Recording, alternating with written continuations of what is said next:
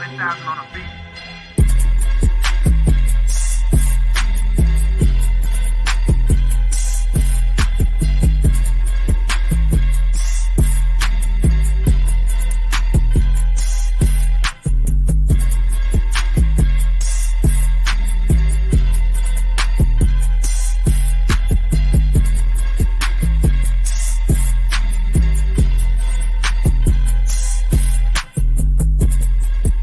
Great day to be a Tiger. JSU by 40 campaign. Coach Taylor, I was just thinking, I was sitting in my office and we were talking about Jackson State athletics, the tradition of Jackson State. You played here.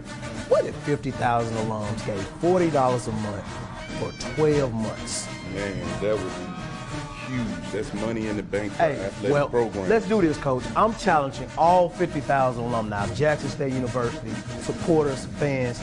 Let's give $40 a month to JSU by 40 campaign. 12 months, 12 million, September to August. Let's win championships in the classroom. Let's support Jackson State University. Let's support athletics. And let's make sure our coaches and our student athletes are successful. So again, Coach Taylor and I are challenging you, all 50,000 alums, $40 a month for 12 months to support Jackson State athletics. Go Tigers. Go Tigers. Support the JSU by 40 campaign. Visit gojsutigers.com/JSU by 40.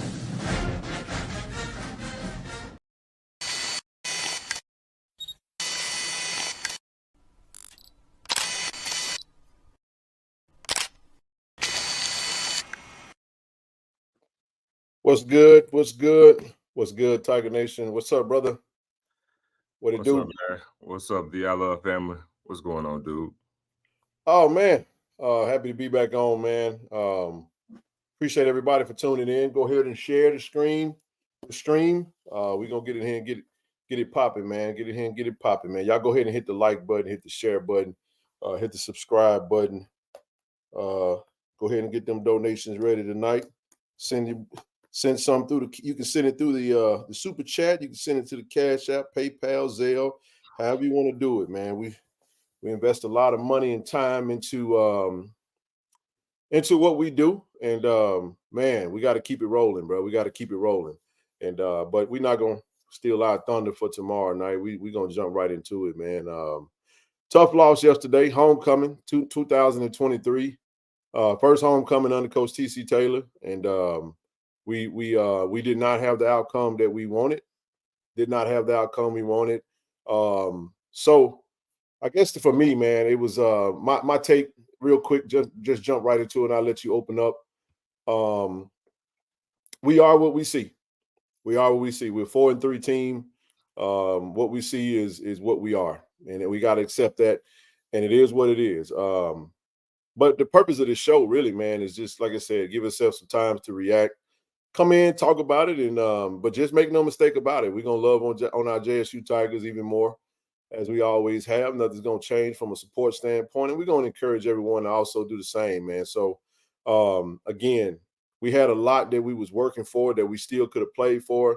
I think we can all say it's officially right now. We got 4 games left in the season, so SWAC championship contention is pretty much done for, in my opinion, as well as playoff talk. So all those conversations were great to have, but now we're in a position of where we kind of know where we are. We know what the season is going to look like, and we can kind of move on from all that and just focus on finishing out this season strong, with a goal of getting to 8-3 and recruit to fill in the holes that we obviously have within the team, within the building, and just continue to build in year one under Coach TC Taylor. I'll stop right there and let you come on in, and then we'll expand it like that, man. So got a lot I want to say, and I'm gonna tell you like this right here, man.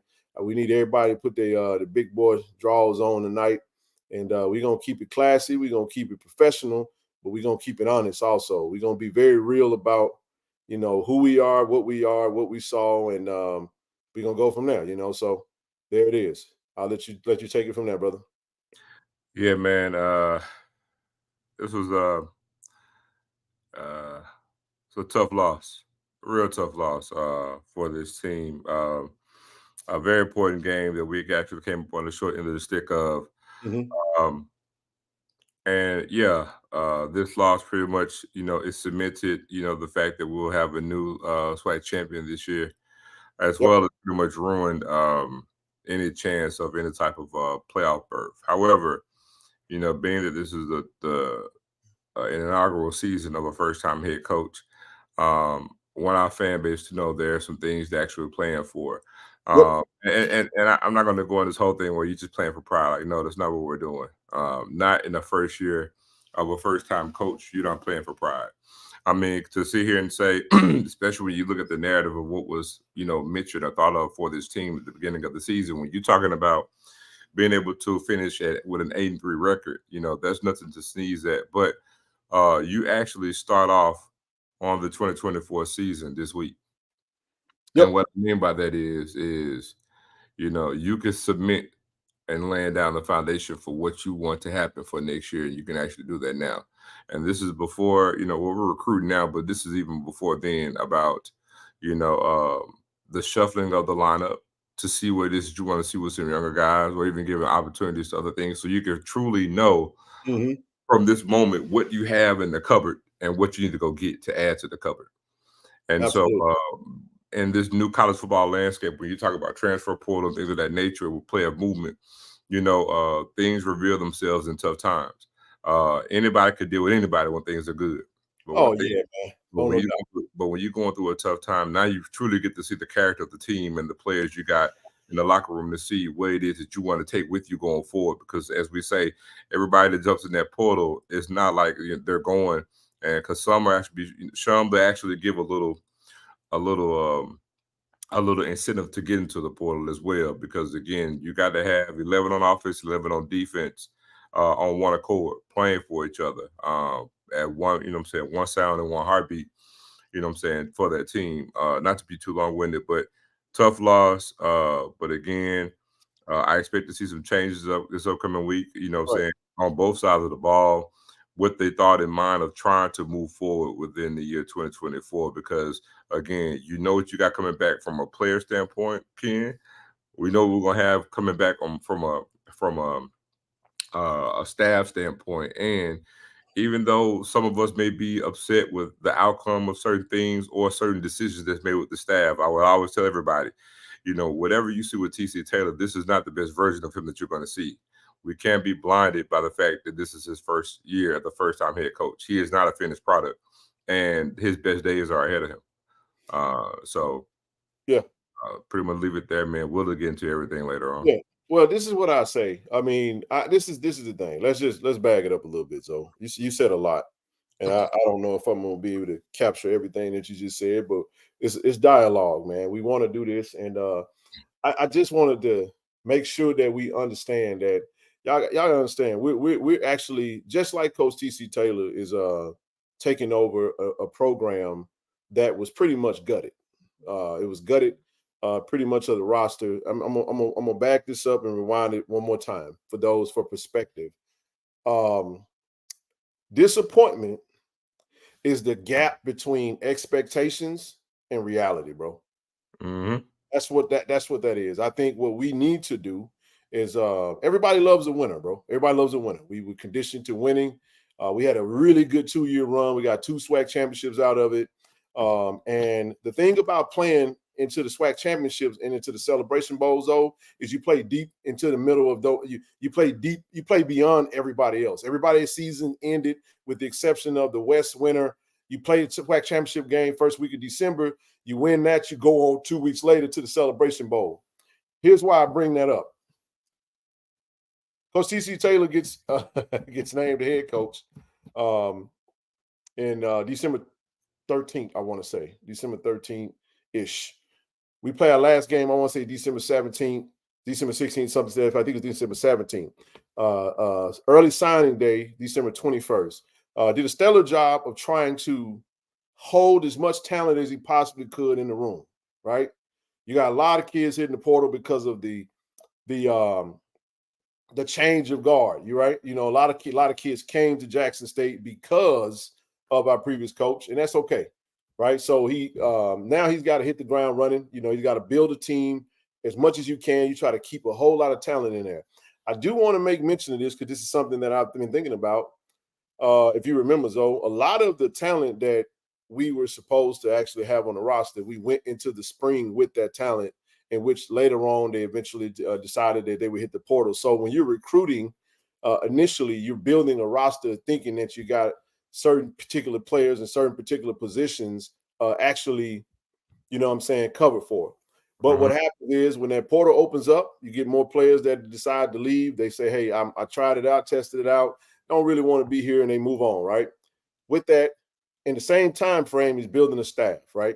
I think one can say that, you know, I'll leave that out. I'll say it this way.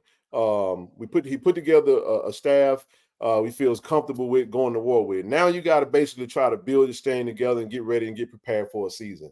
Now, with all that being said, we saw it. We got the #1 recruit in HBCU class, but when you got a roster that's gutted, it leaves some holes. And we know what we are. We've seen it.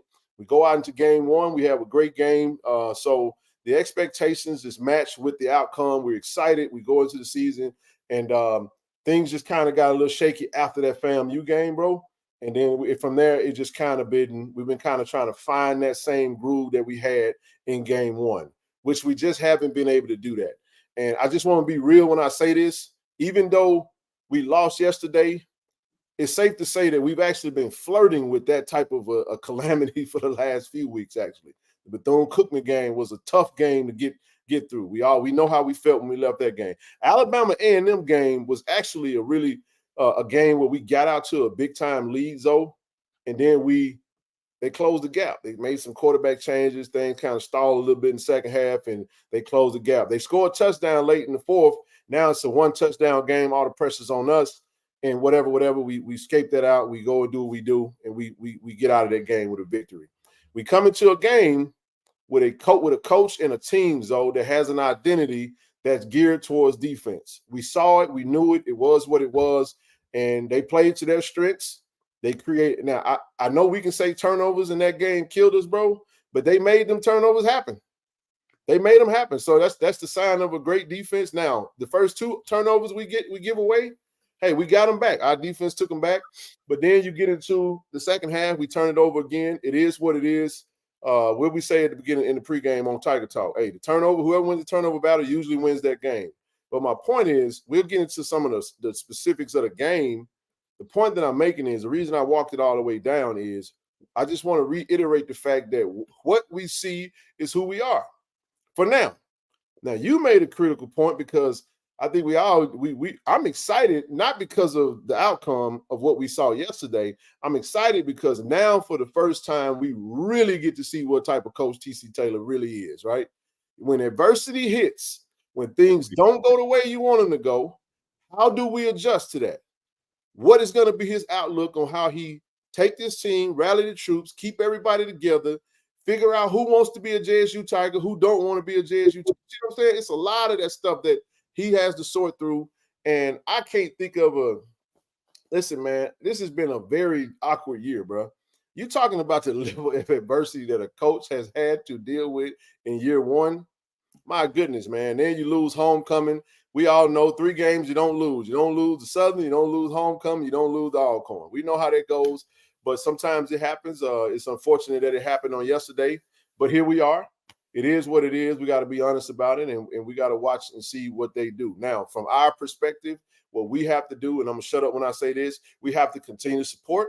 We have to continue to love. Anybody can scream DI love, though, when you go into SWAC championships and everything is on the up and up. Don't let your support and fandom waver because things didn't turn out the way you wanted them to. Because I can just about guarantee you that coaching staff and them players feel way worse about the outcome of the game than we do. You feel what I'm saying? So, because they the ones that had to go out there and try to get it done. We got to continue to support. We got to continue. We should love a little harder and support a little bit harder, which is what we plan on doing. We're going to be at Valley. We're going to do what we do, and the goal is to get to 8-3. And like you said, figure out what you have, what you can build up on. 4 games to go. Y'all know we got red shirt opportunities. I love to see some of them freshmen hit the field. Let's see what we got. Because like you said, Zoe, hey, in the transfer portal era, they don't guarantee you keep any of their talent. You got to try to see what you have and try to build on that and go from there, bro. So I'll let you jump in there, and we'll keep rolling, man. Man, when it comes out to the game, I think I was batting 1,000 on the 3 keys to victory. I was too. Batting 1,000. I was too. We're gonna get into it. Go ahead. You can go first. I stated number 1 was tackling. Yep. Tackling. And it's been the it's the Dockler Juggler and Mr. Hyde, when it comes to this defense. Yeah. When we come, like I said earlier, we come to tackle, man. The defense is okay. When we don't tackle, we've lost every game. And again, that's the thing that reared its head. That and again, third down. And now, granted, on defense, when it came to them, we weren't good on third down. On offense, and actually, kind of not really on third down defense for us, because that's the thing. The stat line really kills it on this game. I mean, we heavily won on time of possession, had more passing yards, more rushing yards, one less turnover, had more first downs. No, we had one more turnover. Hmm? We had one more turnover than they did.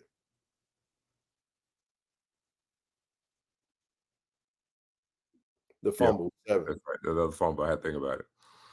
But yeah, man. I mean, it's just.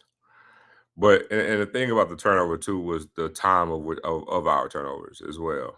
They were badly timed turnovers. Drive killers, man. And they were drive killers, and we were actually in the process of possibly scoring on both of those. But it's a devastating loss, man, because from what I saw, this game shouldn't have even been close in my estimation. I'm gonna have to disagree. I'll tell you why I disagree. This is what I'm not gonna do, and I'm sorry, bro. I ain't taking nothing away from that team, bro. We earned that loss yesterday, and it is what it is. Like I don't have the.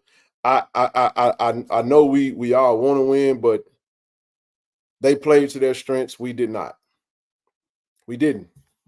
It's a lot of things that just didn't look right. That didn't make sense from a football standpoint. A lot of plays that were called in critical times that just did not make sense to me from a football standpoint. And here's what I'm not going to do, Zoe. I'm not going to tell the football. There are a lot of people that know football, bro, that watch football, understand the game. They see what they see. I'm not going to tell nobody what they don't see. You see what you see. You saw what you saw. You know what you know. And the problem is sometimes we tend to try to skate over certain things and act like people ain't seeing what they saw. So, and I'm not saying I'm just making a point. It is what it is, man. It is what it is. So a team that comes, my keys to victory was 3 things, bro. And it all played out. Number 1, he who wins the turnover battle wins the game. That was my first point. I know it sounds cliche. We lost the turnover battle. Number 2 was trench play, physicality. I think we can say from a toughness standpoint, they played tough as a $2 steak on defense. They were jarring the ball loose left and right, bro. 3 fumbles. They created that. 7 catches the ball, he gets stuck. He took a hard hit, and they so you got a team that plays to the identity of the head coach. They did that. They played tough. They played tough as heck towards us. You see what I'm saying? It was hard as heck to score points on this team, bro. That's just how they play. They play physical, a physical style of football. They uglied the game up just like they wanted to. And what was my last point, Zoe? Special teams. What did I say? Who's going to win the field position battle? What did you say? You were standing on the sideline. You said, bro, we ain't been across the 50 all game. How long did it take for us to get to the other side of the 50-yard line? And how many times did you see us playing with our back to the end zone where the field position battle we just wasn't winning that. So it was what it was, man. I'm not going to sit up and say we woulda, coulda, shoulda when a team is taking away the things that you want to do. So I'm going to doff my head off to Alabama State and say, you know what? based off what we saw and based off what we witnessed, I can't come in and say, man, we should have won that game, because in order for us to win the game, there are some things that needed to happen, like you just stated, tackling. We needed to not turn the ball over. We needed to play physical. We needed to execute better. We needed to have better play calling. And I'm not afraid to say that. It is what it is. Football is football, man. You get what I'm saying? Some stuff just we got very predictable in certain points. And listen, we in this media space, man. People are not going to sit here and allow us to continue to talk football. Like I said, we know football, man. And if somebody got to be mad at me because I'm saying it like it is, then you just gotta be mad at me. I'm sorry. I'm not trying. It's not a personal thing. It's not a personal attack. This don't make football sense. Why are we doing that? that don't even make sense. And when the outcome don't match what you wanted to match, that's why the energy is off. It could be, that's why it could be off. It could be weird, because I'm gonna say this and I'm gonna shut up, because I got a lot to say, man. And I'm sorry, bro. It is what it is, man. I'll do it this way, Zo. I'll do it this way. Let me ask you a question. It's kind of a rhetorical question. No, I'm not gonna go that way. I'm not gonna go that way. I'll say it this way. What's up, Nook? I'll bring you on. I'll let you get just a second. Every single player that goes to college came from a high school and a high school program, or some have come from other colleges and stuff like that. So you learn the game from a young age, man. And this is what's hard. If things don't make sense, it's very hard to negate your football acumen and go out and wholeheartedly give effort to something that don't make sense. So when you find yourself keep having to do stuff that goes against, I tell anybody, when I play basketball, bro, I didn't learn the game until I went to junior college and under Coach Kimball. You follow what I'm saying? That's just kind of how it was, man. I was like, damn, I didn't know the game. So certain coaches can teach you. So if you got a player that's cerebral, that's looking at this and playing the game, and they're saying, we need to do this. And I'm not saying, because, we all the way on the other side. So y'all know we ain't over there. We're not over there listening to the calls. We don't know all that. I'm just talking football. So if a player feels like, this is just my hunch, that there could be some things that was just like, hey, man, why are we doing this? Or that's what it looked like to me. It looked like there's a tug of war between, we got to go this route, but I actually think we need to go this route. So it's kind of like, it's that funky little, you know what I'm saying? Do y'all get what I'm trying to say? Like, it seems like there's something that we witnessed that's why you got to basically just say, you know what? We got to get better. Maybe we make a personnel change. Do we, whatever we need to do, I do trust that Coach TC and his staff are going to make the adjustments. Because at the end of the day, 4-3 is 4-3. It's 4-3 and it's 4-3. There is no other way to slice it. It is what it is. I do expect to be better. I do feel like we will finish 8-3, and I pause right there. I think that this is the great time to make some major adjustments, some major changes, and see what you got on this team, and we might have to, bust it up and rebuild it. I don't know. That's not. Those are the questions that people are asking, and that's what they're looking at, because you're not going to keep being able to tell a Jackson State fan base that is very outspoken. Okay. Not going to be able to tell folks that they don't see what they see. I'm sorry. Folk know football, man, and stuff don't make football sense. It's like, all right. So I said I'll let you say, look, I'll let you get in there and you can rock, but I expect it to get better. But for right now, this is what has happened. You said Jekyll and Hyde. We rolling over here like I don't understand. We didn't go tempo. Did we go tempo at any point yesterday?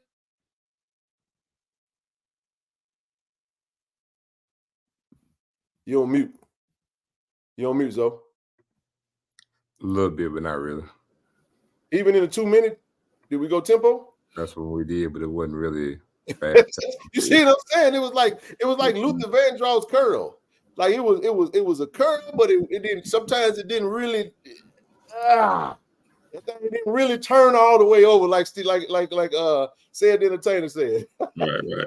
But anyway, let me shut up, man, and let y'all get in here and get some of this, man. Go ahead. Yeah, man. What's going on, everybody? What's up, bros? Tough loss, man. Very, very tough loss. But hey, it's another game, we learn from. We move forward, but we're gonna talk about it, tonight. For me personally, bro, I just think I was a little confused with some of the, play calling. Well, as we always say, man, we not over there. We don't know the situation. We don't know what's what. We fans just like everybody else. We don't attend the player meetings. We don't attend the coaches meetings. We don't know. We don't. But everybody got eyes, and they people gonna see what they see, and it's like you just said, it's very hard for this fan base to hold back, what they see or get their opinions on, because we are a very prideful fan base, very strong-minded fan base and whatnot. But another thing, man, the Alabama State they just played more physical than us, and that's kind of been, to me, if you look at the 3 losses we've had, that's been pretty much the key to them. We've got, to me, the teams that play more physical, and those games, they set a tone like from the start. And all 3 of those losses, most notably the FAMU and the Alabama State. We know what Texas State is. It is what it is. But most notably in those 2 games, I think we just got outmanned, just out physical. They just played better, and they just wanted it more. For me, man, one of the things that stand out, and I think that we're missing, and it just is my opinion, I don't see, from where I am at, I don't see a leader. I don't see that one person that stands out, as especially on defense. It is what it is. I don't see that the dominant guy who stands out and holds everybody accountable. I think in the previous years we had a Keontae we knew who was a leader of that defense, Aubrey, back when you can go Javancy. We had, we knew who was the leader of that defense, and I just think we're at that point now. Who's gonna stand out? Finish the season off strong. Get what we can get out of it. Let's see what we got out of those young guys. We got 4 games left. Play them. Play the freshmen. They won't burn them. They won't burn the red shirt. They won't burn a year eligibility. 4 games. So Miracle Sports said Peppers. Peppers is the leader of the defense. I think he's the most productive of the defense. Definitely. Okay. You beat me to it. That's what I think, but because our productivity doesn't equate to leader. Yeah, and that's not, saying that's not downing Peppers or anything, hell of a player at all. But I just don't see that person who stands out, who sets a tone. That person who goes out there and just sets a tone. How about a Tim Stewart or John Huggins or somebody like that? I get what you're saying. I agree with all that, but I'll say this. I'll say on defense, I would just say it starts and ends with DD. But I think the thing is, most people look for vocal leaders, and that's what we don't. Because DD is a leader with his play. You know what I mean? Right. And he's productive and he's doing his part. But again, I think when we talk about leadership, I think we just, as a whole, we tend to gravitate to who's the more vocal leader, or you say visibly vocal. Visibly vocal. But also the one who's the lightning rod, because a lot of times the leader doesn't have to be the most productive or the best player. It could be the guy that just got the pulse of the team, of the other 10 guys on the team, that could get everybody, on sync. And we don't have that on defense. But when I say a leader, I'd be remiss, and I think it'd be unfair to say DD isn't one. Yeah, and I stand corrected on that. From a perspective standpoint, exactly. I want to disqualify us at the same time, because again, if we ask this question to the players, I'm sure the players would be able to identify. Right. Exactly. We also have the captains that come out there. You know what I mean? Exactly. Our quarterback, Jason Brown, has been a leader on offense, as well as Rico. I'm just saying, like, that's more of an internal question. Like, that would be one of those questions you ask the coach. But that doesn't take away your point. I'm not trying to water down. No, definitely. No, man, I agree with you. We're keeping it real tonight, man. And then we real every night. I ain't got my blue and white glasses on. I'm talking football tonight. Football ain't personal. It is what it is. It's X's and O's. We talking about that. We're talking about outcome, and it is what it is. I ain't listened to nothing. I ain't watched it. I haven't read one tweet. No. I haven't been on IG. I haven't been on Facebook. I'm uninterested because at this point, I ain't even leave the game, man. I was like, okay, I guess it is what it is. You know what I'm saying? And that's kind of how you go about it. So, but go ahead, so I ain't mean to steal your thunder, bro. No, you go. I'll chime in. And then too, man. Again, this is TC's first year, man, and it's not. I don't want to say. I hate to say rebuilding year because it's not a rebuild.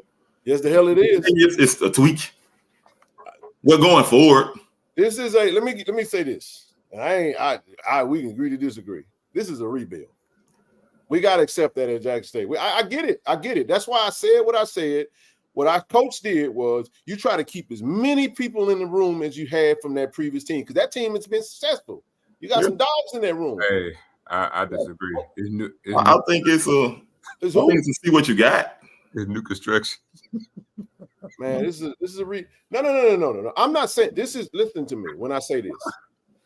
This is me saying. This is me acknowledging that this is what it is. Because if you asked me this question months ago, I would have said, "No, this is a continuation. No, we just add a few."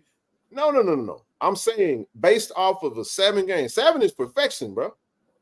7 is perfection. And look, this is a perfect storm for us. It's a perfect storm. Why is it a perfect storm, Ken? Because enough has happened. We just got to sit back and wait and see what the coach does. Will there be personnel changes? We'll know come Saturday.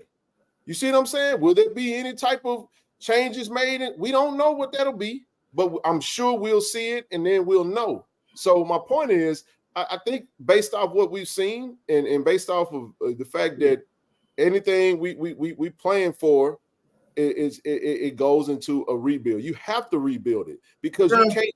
The reason I say that is you can't sustain what the previous coach built. That model is not something that's sustainable, and it ain't even fair for Coach TC. Now he did the best he can do, and he's been doing a stellar job. You know what I'm saying? So I lean towards the side of a rebuild. It's not the same team. I think now going forward, yeah, but like you just said at the beginning of the year, you couldn't have came in and told us this is a rebuild year. No. What's Zoe say? Hey, Zoe, what we say? Whatever we say is on wax. You can go back to the shows and watch us. Right. We stood by it. We knew. So I'm telling you that as of today, October. It's definitely as of today. But I'm saying, far as expectations coming to the year, you couldn't tell TC it was his rebuild year. The buzz down. We won a championship. We just come off too. And then, like I put in the chat earlier, like with this being the first season, I hate harping back to the previous coach, but we're gonna talk with it what it is. His first spring season, his fill out year, he went 4-3. He dang sure did. We stand today at 4-3. Now we technically only played 3 games. It was 3-3, and we got 2 forfeited. Alcorn didn't play. Yeah, so everybody was granted a dub because they didn't play in the spring season. So, right. But it goes toward his record. And so what you're saying is TC is saying, listen, his mentality is you're gonna get me now. Yeah, that's exactly how I feel. I like it.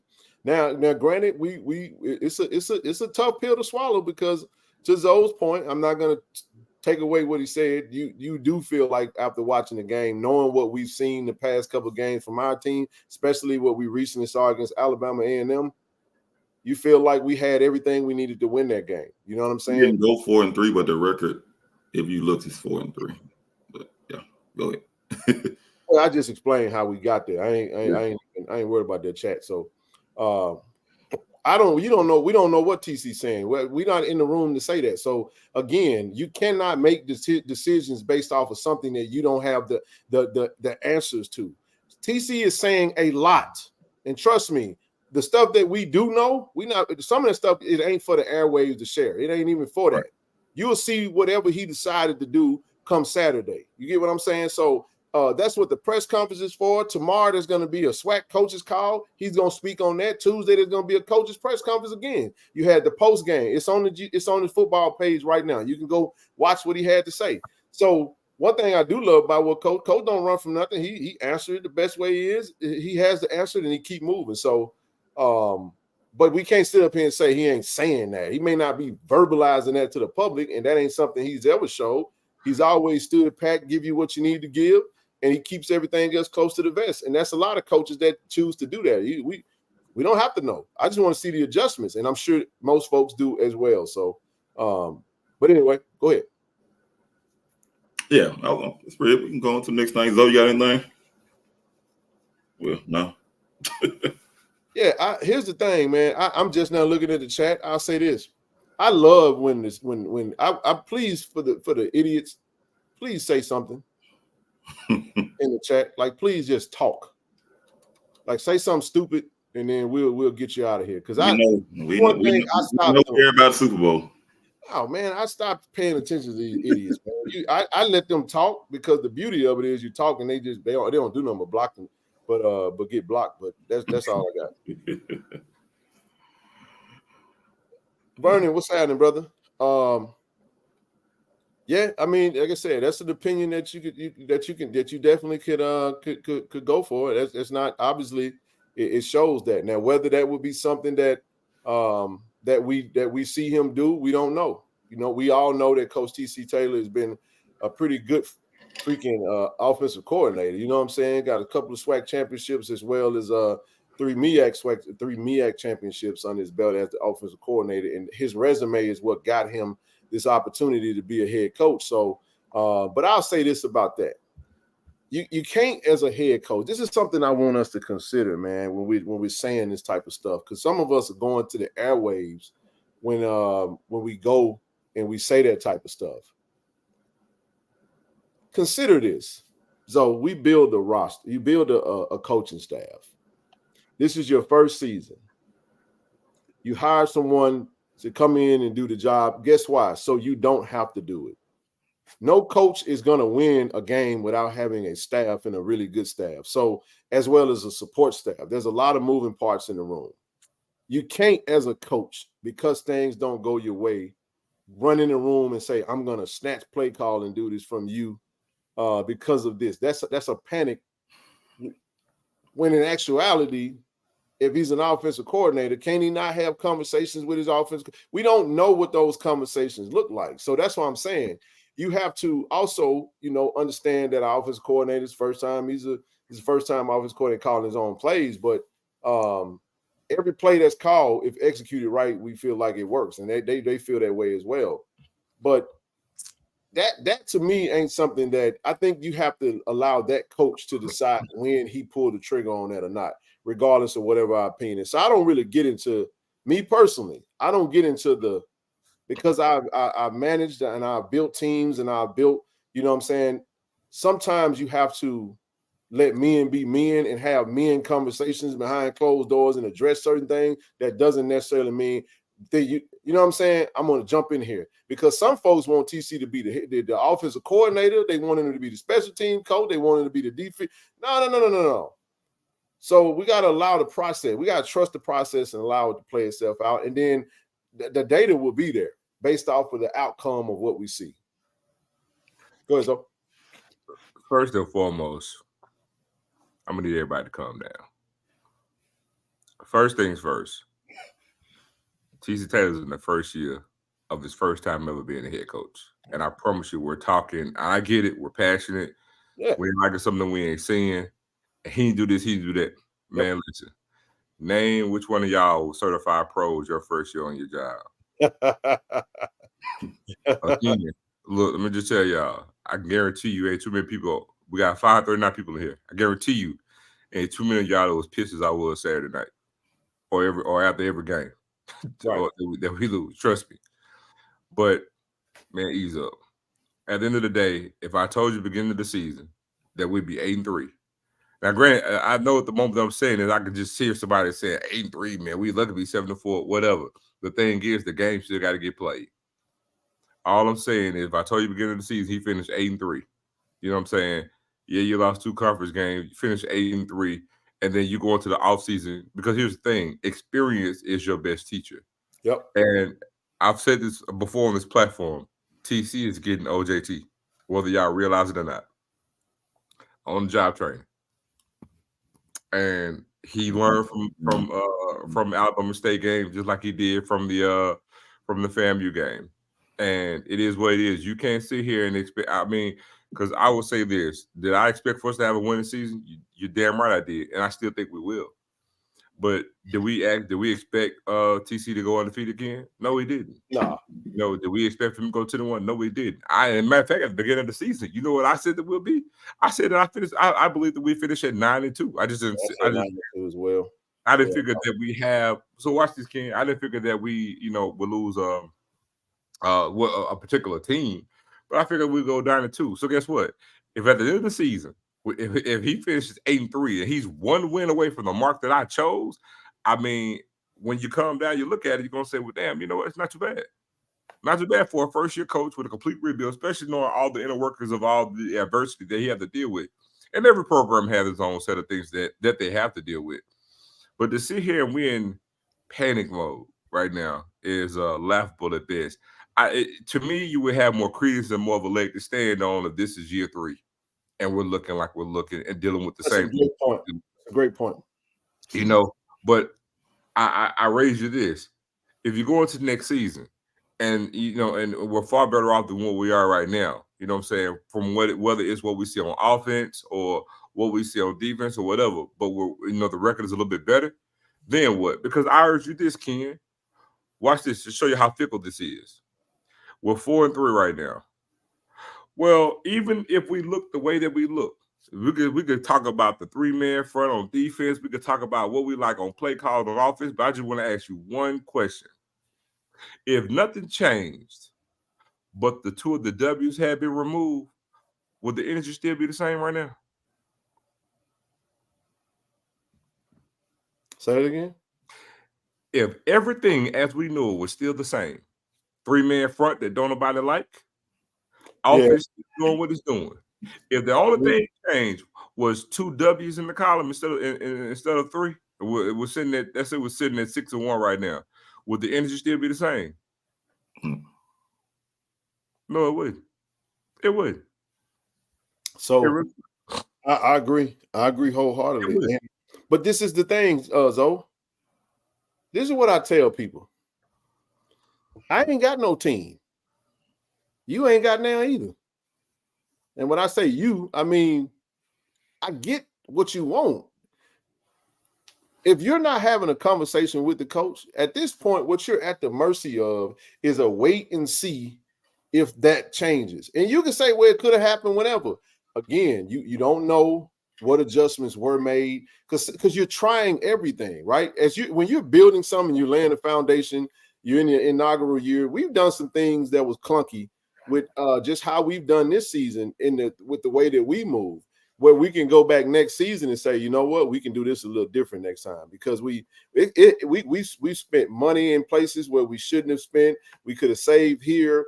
You get what I'm saying? So what'd you say? Experience your best teacher. Damn, we could have went the hotel route, but instead we got an Airbnb when it's so many things you can do. But when you get that thing rolling and you go back and say, okay, this was good. I got to trash this.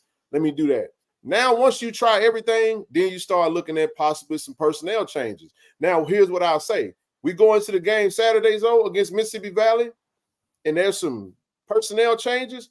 Guess what? Everybody gonna say, okay, all right, okay. Well, I guess they did make some adjustments. So people feel a little bit better because they say, okay, we have a coach that responded to what he saw. He saw the same thing I saw. Now, I wasn't in the room. I don't know what he said, but obviously there was a conversation said somewhere because who we got under the center ain't the same person that was under the center the last time, if that be the case. So the point is, that's why I say, everything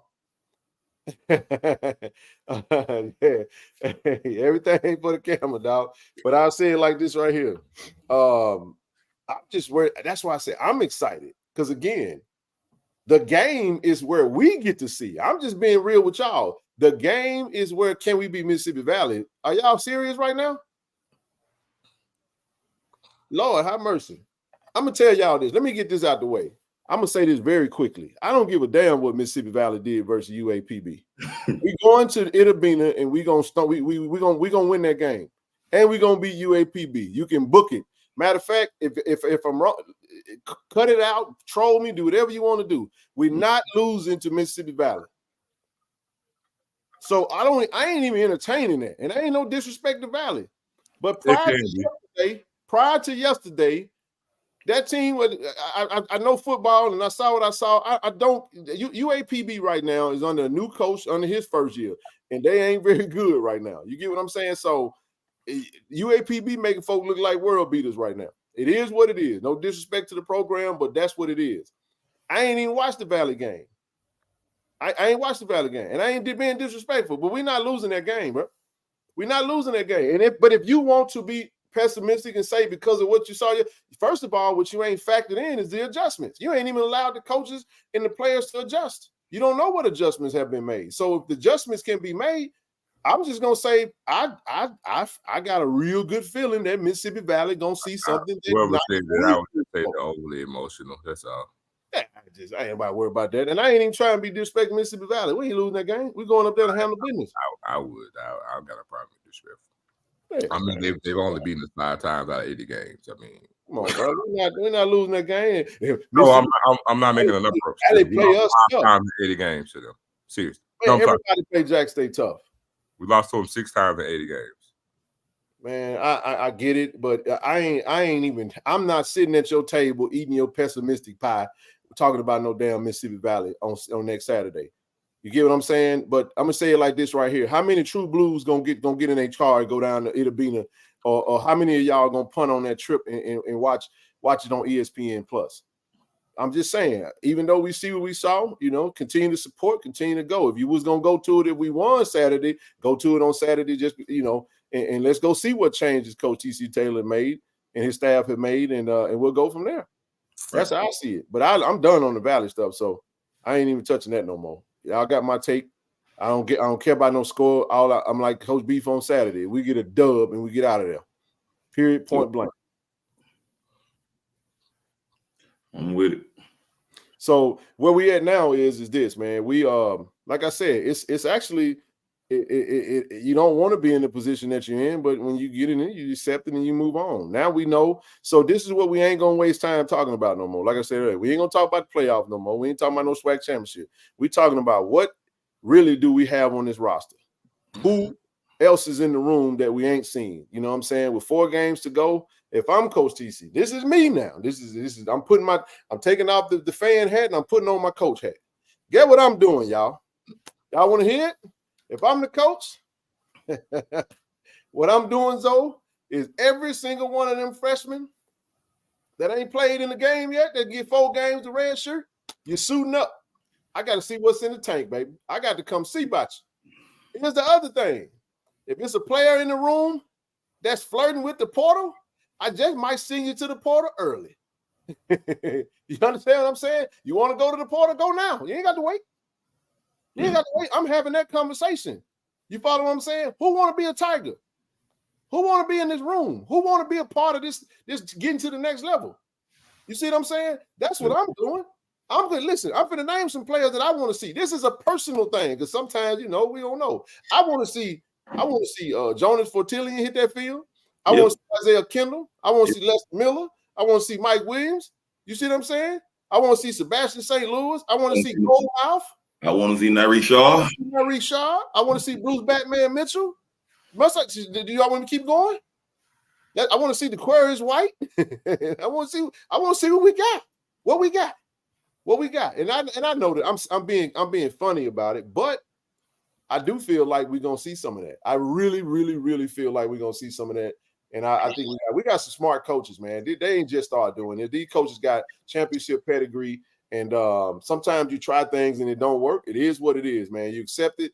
Now you got to find out what you really got. You got to find out what you can really build on, and you go from there. We got 4 games to do it. So the way I look at it, I don't care about these other programs, what they talking about. Because y'all over here talking to this Jack State Space. So if you from one of these schools I'm finna mention and you're over here looking, that's your damn problem. I ain't worried about no Mississippi Valley. I ain't worried about no freaking Pine Bluff, and I ain't worried about Texas Southern. I don't care what that wide receiver was saying on Saturday. They're the only won 2 games. I ain't worried about that. We're gonna get these next 3. And Alcorn, I'm gonna give y'all a scenario. Now we get to play spoiler because those think I picked Alcorn to win the West, but I kind of like the scenario now where we ain't got nothing to play for but to spoil what they got going on. So I'm just telling you right now, I really, really, really look based off the schedule. I'm telling you right now, Nook, indeed, I told Zoe this earlier. Alcorn's schedule is favorable for them to win the West. Only one problem.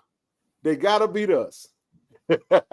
So if you give me 7-3, going into the Soul Bowl in Jackson, Mississippi, and we get to play spoiler the Alcorn, that's going to be a great day to be. It's still going to be a great day to be a Tiger. I'm telling you. Where my boy G at? GK1. I'm telling you in advance. I hope. I hope that I hope it's for all the marbles for them to win the West. And boy, that would make me feel real good to send Alcorn home and send somebody else to the championship game. I know Alcorn beat Alabama State. I know they did. You ain't got to tell me. I'm just trying to tell you. So that to me is what we playing for. So I'll stop being silly and I'll ask y'all a question and y'all can think on this. Now we have to decide, since we didn't meet some of the goals that we set out for the beginning of the season, what does success look like for us in 2023? The 2023 season. I want both of y'all to take a stab at it. How do we find success based off of the facts and the data? We're 4-3. We ain't played. There you go, G. There you go. There you go, baby. Hey, dog. Hey, I'm like this right here. Come on, baby. Now, granted, we got to go beat. We got to beat you. Actually, it don't make no difference how we do it, but we gonna win them 3. But we trying to get to 8-3. But what does success look? And look, I'm gonna drop the link. You can come up here, G, if you want to. We're gonna drop the link in just a minute. I'll let you go first. No?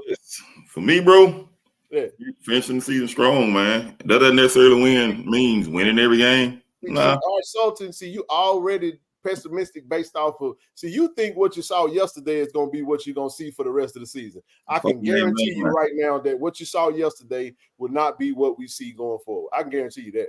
Keep going. Yeah, like I said, just finish strong, and that doesn't necessarily means winning them all, no, but it means exactly finishing strong, put a good product out there on the field, show some damn heart, move it, see what these young guys got. That's success to me. Listen, man, somebody said not playing freshmen if they aren't ready. How do you know they're not ready? Some are, trust me. We got freshmen that's playing right now. I mean, you got to be given an opportunity to know. Let me get an opportunity. And I'm not saying that they are. The coaches know what they see and what they own, but I'm just telling you, what's it gonna hurt? And listen, the schedule dictates the change right now. We're going into the even weaker part of our schedule. Y'all know I ain't got to tell you, but Texas Southern, UAPB, and Mississippi Valley are, we got to go play the games, but based off of what we done went through already, this is the softer part of our schedule. And you got Alcorn at the end of the season, which is going to be a tough game for us, but you got to go do that. So I'm just telling you, that's my take on it. What's your thoughts, though? Yeah, y'all make sure y'all hit that like button too. And listen, man, hey, go ahead, drop some. Hey, man, we appreciate the views. Appreciate y'all hanging out with us. Go ahead and throw some in that Cash App, PayPal, Zelle, even in the super chat. We take all forms of donations. We got a game. We we're gonna have to fly home, get in the vehicle and drive to Itabena, man, because we'll be there. Don't worry. But we appreciate all the support, and y'all continue to support this platform, man. Go ahead, Zo.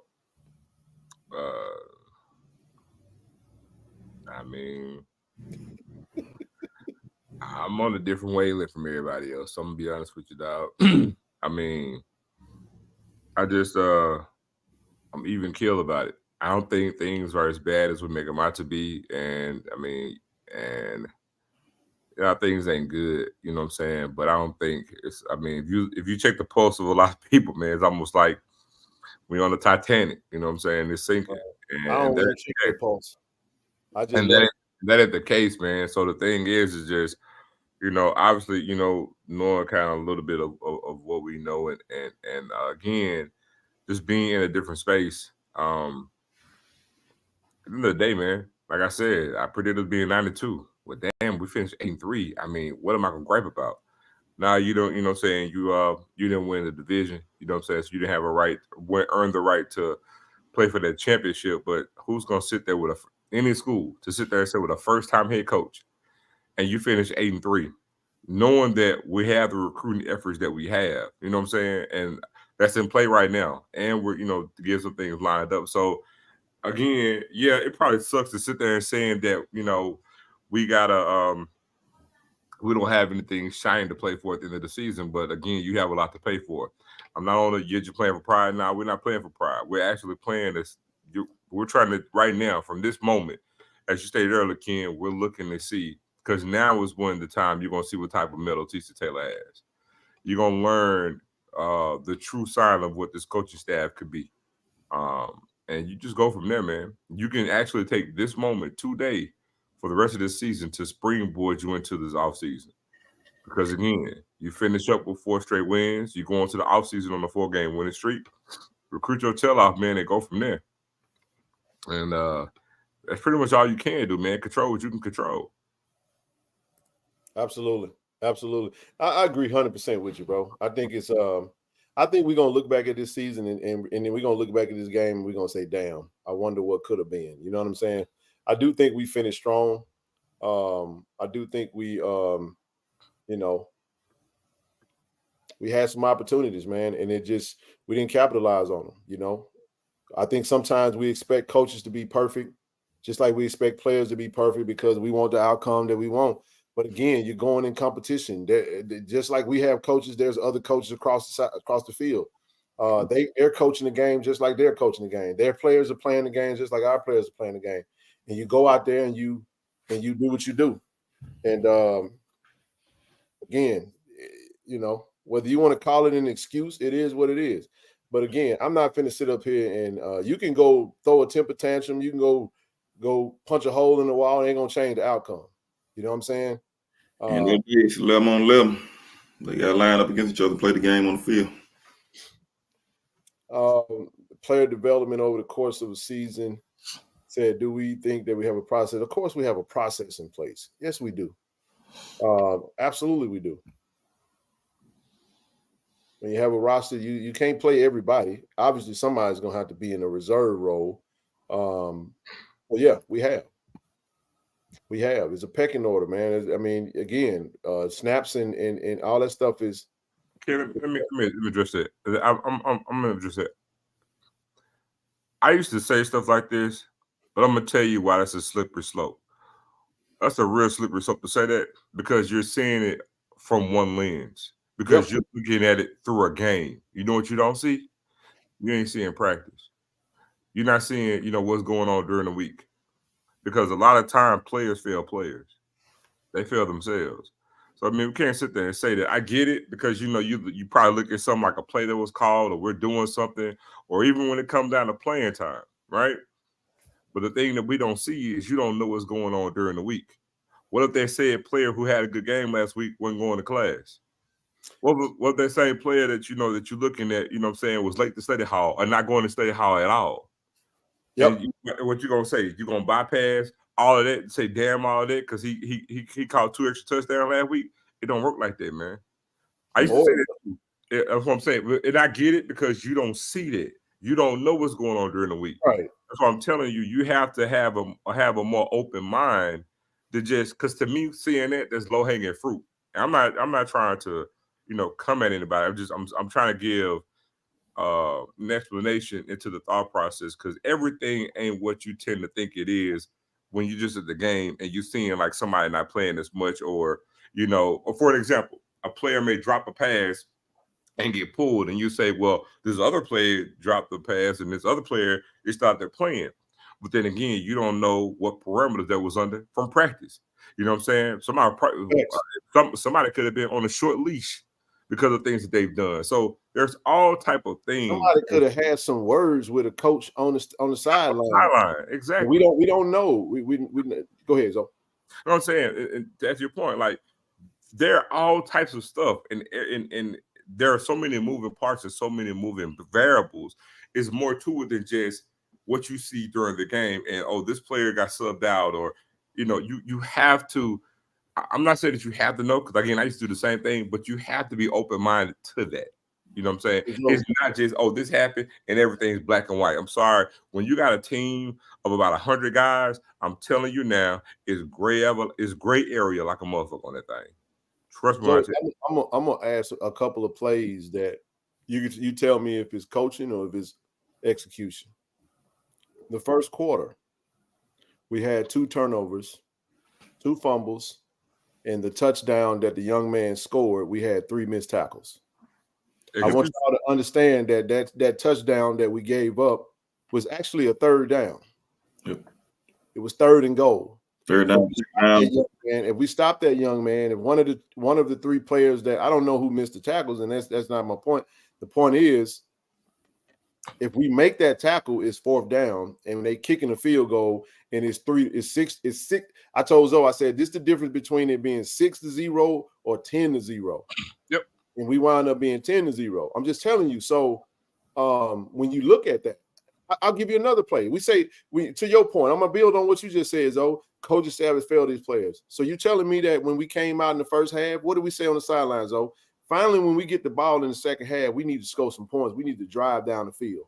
I'm telling you, if you ain't watched it, go watch it now. Go watch the first half, the second half, the first drive. I'm telling you, Jason Brown was delivering that thing to Fabo. He was putting that ball on the money. We were driving that ball. We got the running backs running hard. We looked good, and I felt like we was gonna score. And I'm not saying what happens? Play is called, and we fumbled the ball. And trust me, nobody's more sick about that, because you see it in the body language of Seven. We love Seven, and he gonna be better from it. Mm-hmm. But how is that? This is where you lose this argument. And I'm not saying that there weren't plays that could have been better calls made and there could have been better things made. But I just wanted to build on Zoe's point. That right there is something that you have to account for. You see what I'm saying? Now, granted, we stopped them and we wound up getting the ball back, driving down, and actually getting a field goal out of it. But who's to say what could have happened? So this was a total team loss, man.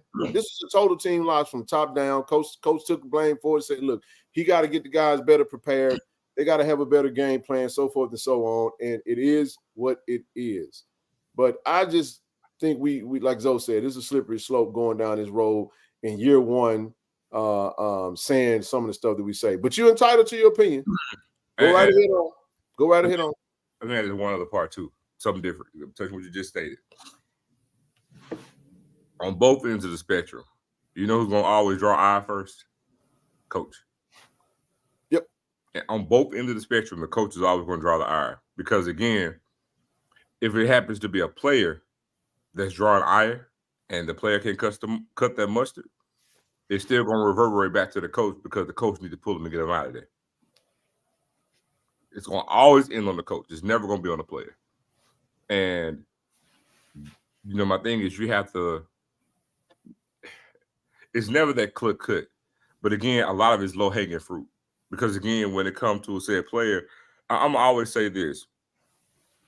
If you want to look at the numbers or even the eye test, we can see where I'm going to use Jason for an example, where his deficiency was on style of play. We can see where he may miss this or whatever the case may be. But then whenever you got a stronger argument off of that, because go look at his stats yesterday. Now, he didn't have any touchdowns, any interceptions. But then, you know what I'm saying, when you putting up, for example, if you go by at the end of the game and you say, okay, what does he rank in conference from a scoring offense? Because I'm telling you, that's how they look at it. You know, do they need more? Do they need better production? Of course, we always can. If you got an offense score 30 points, somebody going to tell you, well, man, we really could be scoring 40. You know what I'm saying? Yeah. But where are we in the lexicon of the conference that we're in? Because our offense is not, if you look at the numbers, we're not a middle of the pack offense. We're one of the top offenses in the conference. Yeah, man. And that's in spite of how we've been looking. Now, I want you to take this like I'm defending it, and I'm saying that our offense is perfectly fine, because it's not the case. What I'm saying is, even in the midst of everything that we may not approve or what we don't like to see, we have one of the better offenses in the conference. Yeah. And then you know what else? Maybe these are rhetorical questions. We can't answer scheme decisions, personnel decisions. Those questions aren't for us. Yeah. All it's gonna do is make us scratch a bigger hole in our head. I don't know. I don't know why. We're not on that sideline. We're not in that room. We're not in those meetings. We don't.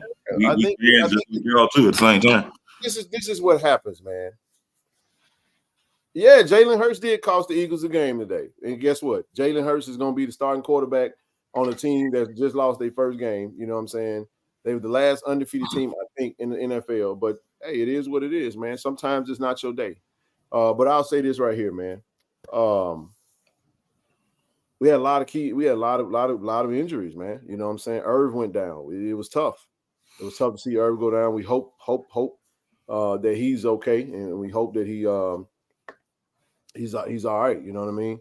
But I have to say this though, even with him going down, I want to send a huge shout out to Desmond Moultrie. He got in there and he battled, man. He ran hard as all get out. Another young back. You get what I'm saying? Ahmad Miller. Running back room is healthy, man. Mm-hmm. You know, we've lost the starter and the backup. Yeah, both of them. Yep. So we finished with the third or fourth string running back in Saturday's game, and both of them ran hard. And we lost, and like I said, we lost Jency, you know what I'm saying, who got rolled up in the last game. So this is football. At the end of the day, you start losing bodies here and there. We're still waiting for to see if JD Martin's going to return or if Cornelius Miller's going to return. We think 1 week they're going to be back, or they'll say they'll be back, and we don't know. Our punter's still looking. Matt's out there kicking, and he's still battling injuries, man. So it's just been a one of those tough seasons. It is what it is, man. And you just kind of, you take what you can get from it. It's next man up mentality, and you go from there and see what you got left. But I like Tommy Burrell's point. Coaches recruit players and hire staff. CEOs run the show. That's how it is, man. Head coaches are the CEOs of the program. And when CEOs don't always hastily see, some of us don't have CEO mentality. I'm sorry to say that, so don't be offended.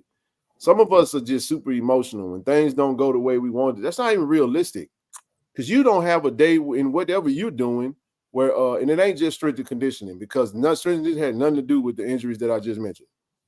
JD had a turf toe type situation. Jensen got rolled up on his leg. Irv got tackled and got rolled up on his ankle. Who else I mentioned? No, man. You had a best strength and conditioning program. So let me ask you this: Did Georgia have any injuries? Did Alabama have any injuries this season? It's not strictly. We talk. Usually, you can tell some of that stuff is. We had probably one hamstring injury the whole season. I'm about to say, I'm gonna use the term that they use. We have one soft tissue injury. One. And that's the thing that speaks on to, strength condition. We don't have a lot of soft tissue. Football, man. This is a full contact sport, and it happens, man. So at the end of the day, Tim got hurt.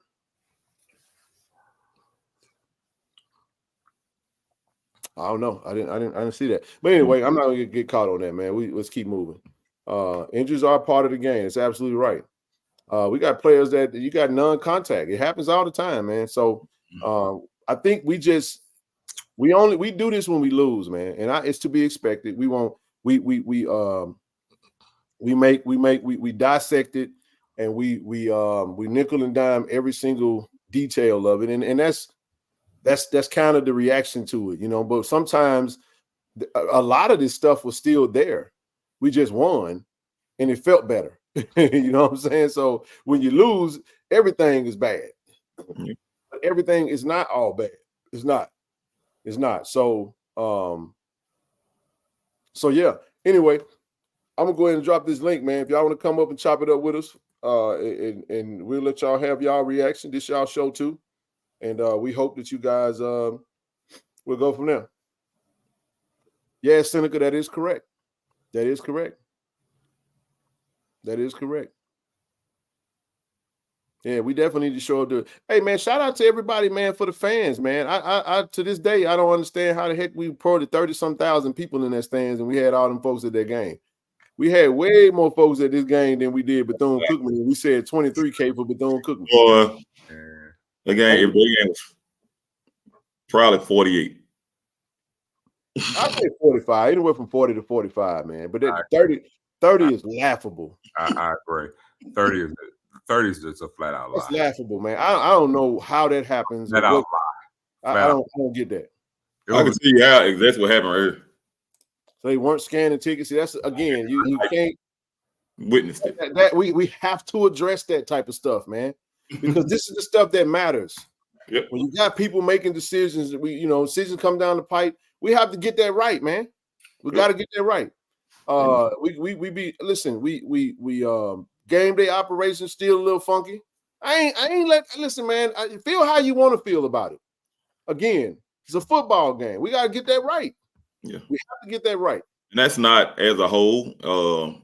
Far as the ticket scanning, that's that individual person who's at that gate. You can't put that on the entire, on Terrence and his staff. You got to put it on that person who's scanning those tickets at that gate. Yeah, we have to make sure we find a way to address that. That's laughable to me. You know what I mean? It was a great turnout, man. So shout out to Tiger Nation for showing up, coming in there. I mean, the energy was solid. We still kind of had that some weird little moments.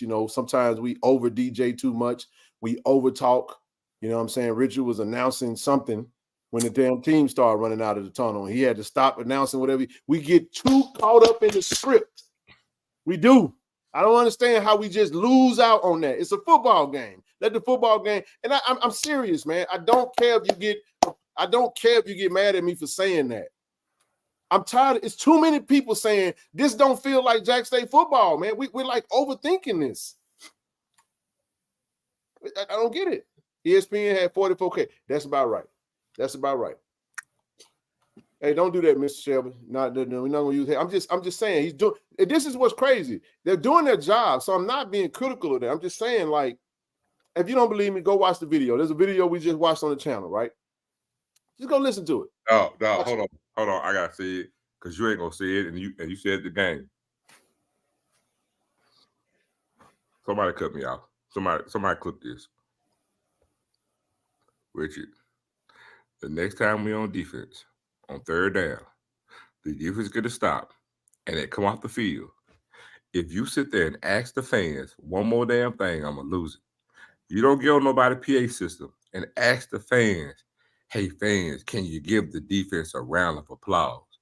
Hell no. Man, out the third down, man, you yelling to the doggone microphone. Jack State fans, give it up for the doggone defense or something. Make some noise for the defense. Hey, they did use the jumbotron yesterday. But no, man, say it with your damn chest. Man. Hey, this is literally him.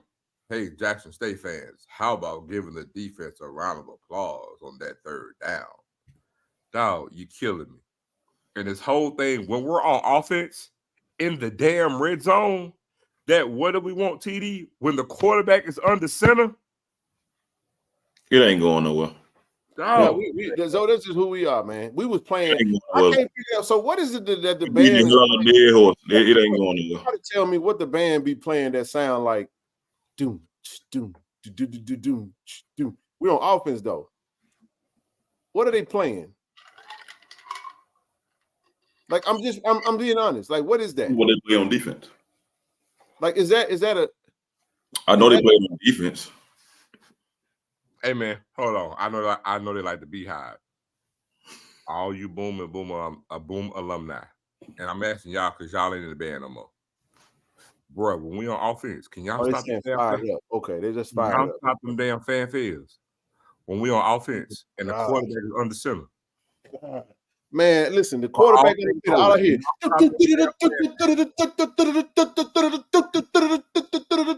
It's like, God, are you serious right now? It's like they're toned up to the game. We're on offense with the ball in the center. can y'all please stop doing these damn fanfares when we're offense and about, man, look, Manzo, stop nothing. I'm dead serious. Stop the fan. Look, I ain't say stop fanfares. I said stop the shit when we're on offense and the quarterback's on the center. I'm just saying, man. Because guess what? It happened this game. We had to call a timeout on third down. We had to find a way to get better. We do. Shelby did her thing. She, before the game, you got the microphone on. She talking while the band playing. It's like middle of the zero quarter, and it's like let's do another kick. And good thing I'm glad he made the kick because people cheered a little bit. So, Justin Terry. I see. This is the thing. I hate this conversation, bro. No, I just absolutely hate it. Let me tell you why I hate this conversation. I hate this conversation because nobody freaking listens, bro. Everybody wants to it's like talking to a brick wall, bro. I'm sorry, man. Everybody gets so offended. We're sitting there watching the game, and we just go back to the Alabama A&M game, and don't tell me that we didn't get a penalty because you can't freaking hear. That's what you do when the other team is on got the ball, not when we had the ball. But maybe I'm just making too much football sense at a football game. But no, that ain't why we lost, because this is what we do. We get real fatalistic when you make a point and people saying, well, y'all trying to act like the Boom the reason. No, the hell we ain't. Ain't nobody said that. We asked the Boom, a simple thing. And we love the Boom. I love the Boom, by the way. Matter of fact, I always record when the Boom come in. Shout out to the J-Sets and everybody. We asked you to not play when the quarterback is under center. That's a simple thing.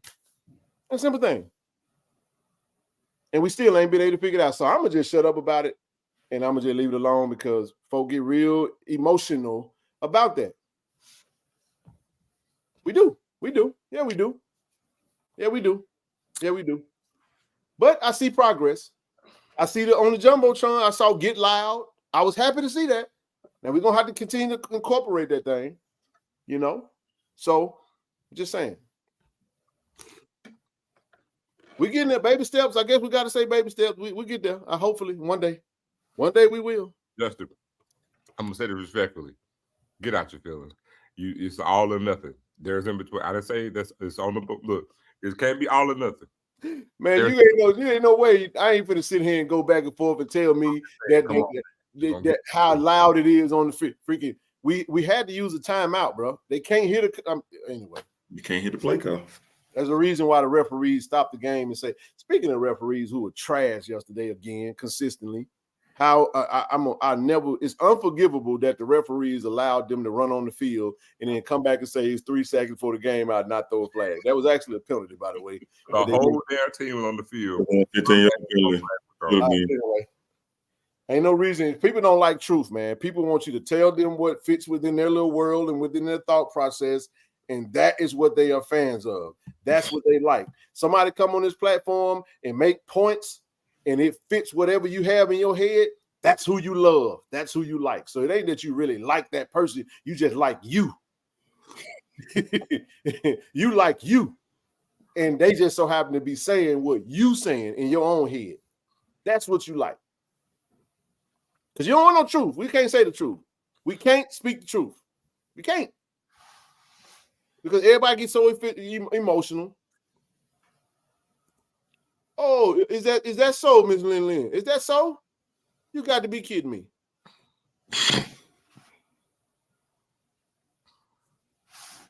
Anyway, that's it. We've been saying that for a gazillion years. It still ain't changed. So maybe they need to have a conversation.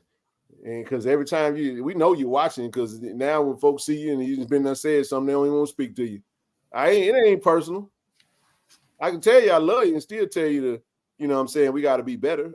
We come from a perspective of wanting to be better, man. Everybody gets so offensive, though, bro. We get so offensive. So offended, and it's coming from a place of love, and that's what I told at the tailgate. We went to your Uncle Tailgate, Zoe. I said, we finna find out who is about the D and the I and who is really about the love piece. Because now we got love on this team, man. We got to continue to love on this team. just as much as we did when they were winning and whenever we was winning championship. But I don't know if y'all forgot. Y'all do realize that we too were we felt the same way even when we had our previous situation. Some games that was too close. Man, we should be winning by more, man. We need to change it. Yeah, that's how we get down. And it's okay. But just be real about it. Oh my goodness. Yeah. You looking at it? So they call this incomplete? Yep. You remember that one, Fabo? Yeah, I did. Yeah, that's a great photo. Refs have been terrible. It's like the refs got it out. You know, they've been terrible this year for every game. I can't think of a game where refs has actually been pretty good. We had terrible ref play the entire season. But anyway, what was the play they didn't review the turnover? It was a play they didn't review the turnover and should have been reviewed. Well, yeah, you know, it came out. They said that it was called in the field, and that was only a freaking idiot would come in here and hear. See, this is what makes me sick, bro. You say we speak English on this platform. We tell you exactly what we're saying, and somewhere in your brain you hear that the boom is the reason why we lost. Oh my God. Well, we have been talking for over an hour, and you make one point and say, hey, boom, can you not do the section battle stuff when the quarterback's on the ball? And everybody get in their feelings. Man, that hell with your feelings and how you feel. Like, no, let us do whatever. No, Zoe, we at a football game, bro. We at a football game. So that means football should come first. Football is the entree. Remember I said that? Just saying. It is what it is. Feel about it how you feel about it. I don't care. Oh, You're not gonna sit there and tell me. That's the reason why it is what it is. But ain't nobody saying that's one point. That is not why we lost the game. No, it's not. It's not why we lost the game. But it is a valid point to ask. Just like you ain't saying that when we say, hey, PA announcer, can you not do XYZ? Or can we say, hey, DJ, can you not? Or can we say, hey, you want to say, if you want to come on, you ain't got no problem saying why the offensive coordinator called that play. We ain't got no problem when we say that. Why he playing him? He should be playing him. Yeah, well, why is Warren Thunder having a section battle when we trying to drive the ball down the field? There's so many different moments in the game, bro, where you get what I'm saying? Where you can do that. I get it. And we got boom sessions we got boom sessions on Tiger Talk. Make sure you subscribe and go watch those, by the way. Because we rock with the boom. Yeah, somebody backstage. I don't know if you paid attention to it. Who else did? Bobby Brown, you on? What's happening, bro? What's up, Ken? What's up, Zoe? Nuck? How y'all doing, bro? What's happening? Listen, man, the only thing, I was at the game. I saw y'all in Mobile as well. The only thing I really want from the team is just to be consistent week to week on both sides of the ball. You know, 1 week gets the defense, 1 week gets the offense. And to be quite honest, like you always say, Zoe, the lack of tackling reared its ugly head again yesterday, coupled with the fact that we had a short field, that they had played with a short field most of the game. Like Alabama State probably never drove the ball more than 60 yards all game on any of their scoring drive. You know, and to be honest with y'all, man, like the FAM game, the pregame yesterday, even in warm-ups, Ken, I didn't see the energy, man. You know, Alabama State walking around there yesterday like they done paid the mortgage on the place. And I just didn't see that type of energy from us. And I saw that down in Miami. And when the game started, it's like they threw all the blows. It's like we received too many of the blows. And we were counterpunching. You know what? I'm going to tell you, Bobby, I agree because. And then the pregame show, Bobby, I said we can't be a counterpuncher. We got to attack. I'm gonna tell you, Bobby. You right, because when you go back, and Ken, you know this, when you go back to that FAMU game in Miami and even Saturday, the energy was low in both of them games. Right. It was. Right. That's why I say they come at in both of those games. It was the same thing why we lost. In my opinion, We didn't have any juice. energy. We didn't. They were more physical. Right. Yep. And it's like sometimes like the play, and I'm J State 87 through 92. So I was there. So I remember watching all the boys from Vicksburg when they was playing, all them boys way back in the day, you know. So I'm real J State when the state used to have 2 games in one day on the weekends. I saw Doug Williams play.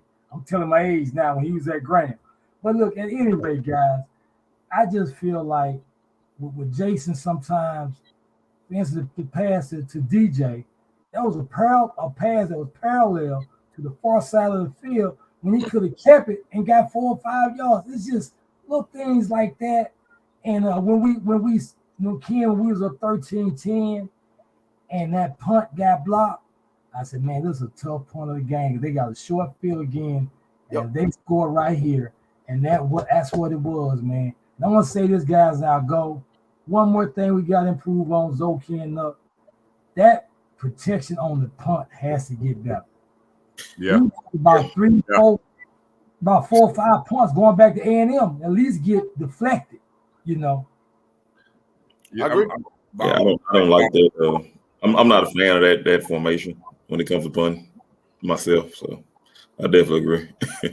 I'm gonna tell you like this too, Bobby. I agree, but both things have the same results. I'm gonna tell you what I mean, because it adds to the point that I was trying to tell TD during the game when I was talking about the O-line. I was like, see, the thing is, everybody knows no matter the quarterback, man, it's not a matter of hitting them all the time. That's why they have a stat for pressures, because when you're fed up, Jason's not, there are times Jason's not seeing the whole field. But guess what? If they get after you, it speeds your clock up. Yes. You're going to rush everything. Just like the punter. Man, the rush is coming. He got the kid. Our punter has a great leg. He pretty much going to keep he has great distance on his kick. He may not be the greatest when it comes to hang time, but he can kick long punts. The thing is, he was sped up. That's why our punts were that great. To add to your point, Bobby, same thing with Jason. Man, when he getting sped up, if things are already tough for you, now just imagine when you add that and I'm pressed for time. You know how you play in the neighborhood, you say, well, we're going to go to 5 Mississippi. Well, damn, what happened when your ass got hit on 3 Mississippi a couple times? You ain't going to make it back to 5 again, I promise you. That's true. You know what I'm saying? Same concept. Okay. And Ken, I'll mention 2 other points. With the ticket thing, it's 3 in my family. Same 3 you all saw in Mobile. The guy on scan was one time. And told us to go ahead on. So that may be part of the undercount in the attendance as well. That the guys. Oh, it definitely had everything to do with that. And then secondly, guys, when I played, if it was close at this point in the season, if it was close between the upperclassman and the freshman, we got to play freshman. It's always been that rule we played, bro. If it ain't a lot of separation between underclassmen and upperclassmen. At this point, I gotta go with my young guy to see, because we just don't have the luxury of in this transfer portal era. Right. These kids get a first time transfer and they get immediate eligibility. They don't have to worry about sitting out. Yep. You don't play me, I go somewhere else to play. I came here to play. So I'm not saying that the coaches won't assess that and make some adjustments. But what I am saying is that we need to see what we got. Right. Like what we really got, because what we might think we have may not necessarily have it. And the other thing I don't want to do is I'm not saying that this would happen, but I know the coaches are going to be mindful of this. You got to be mindful of stat patterns, those that want stats to audition for their next destination. Right. I mean that, because that's the other part that coaches have to account for. You now know we ain't going no playoffs. We ain't going no SWAC championship. Everybody just lose, which I don't think. We win. I don't see that happening. So from my vantage point, no SWAC championship, no playoffs.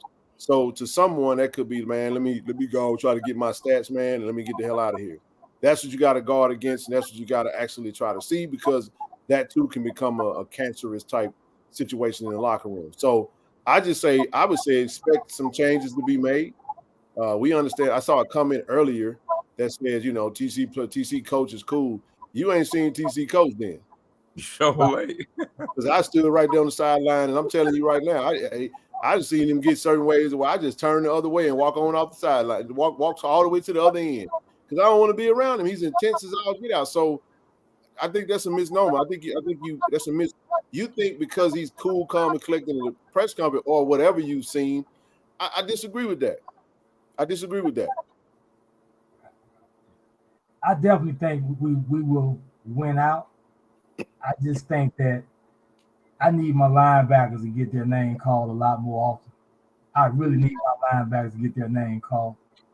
I mean, I don't even think, even though we won in Mobile, I don't think, well, Peppers made the play that where we got the score. But other than that, I need my linebackers to get their name called, Ken. It says it's making that back end making a lot of tackles on the running back. You know. So Dion, I'm gonna let the football girl go next. Dion, I mean, that could be a possibility for next game. We just have to wait and see if the coaches decide that that's what they're gonna do. If I had, we'll have to wait and see. I don't think there's going to be an announcement. I mean, I could be wrong. I mean, if coach come out and decide to make a decision to change who he put on the center, I don't know if that'll be an announcement that'll be made. But one thing we will know is in 6 days, we'll know who's starting at quarterback. Is it going to be Jason or will we see Zai or Jacobian? We'll find that out when the game come on Saturday. The football girl, what's happening, sis? What's good, fellas? Oh my Lord. Let me address the Boom situation. Come on with it.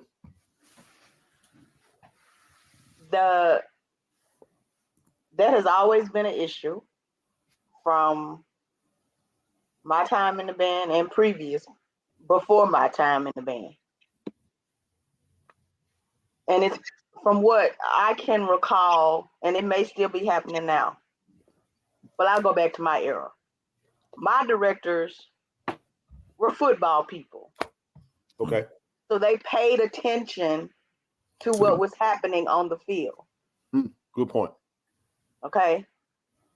I can't speak for none of these folks, Dr. Little and his staff now. I don't know. But from what I can see, after first quarter, second quarter, until halftime, directors are in charge. Okay. After halftime, it's section leaders and drum majors that are in charge. So section leaders and drum majors are not watching the field unless they are told by the director to bring the volume down. Now he may or may not stop them from playing at all, but it's gonna continue, and I see the blame game, and I hear it, and I can't defend it because it happens. Well, I'm not even trying to defend it, but we ain't even trying to blame. It was just one statement. We just said, "Hey, listen, the past not necessarily you." One time, and this is I'm gonna make sure I specify. It was one play. May have been others, but it was one play that actually created an issue.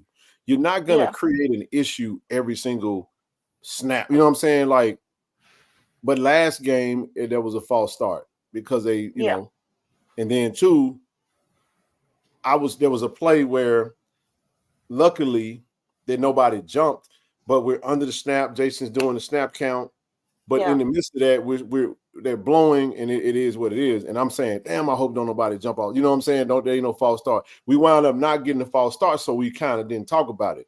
But again, it happens. I understand. It was just it was kind of like hey, by the way, look, we gotta come on, y'all.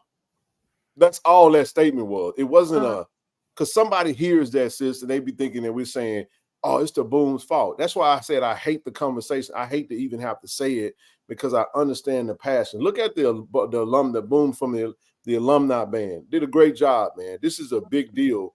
And I understand band culture. I understand the seriousness that goes into that. And it's not to be offensive. It was just a statement. Right. And I think some people ain't trying to hear that because they don't feel like the football team deserves to be defended for just that one play.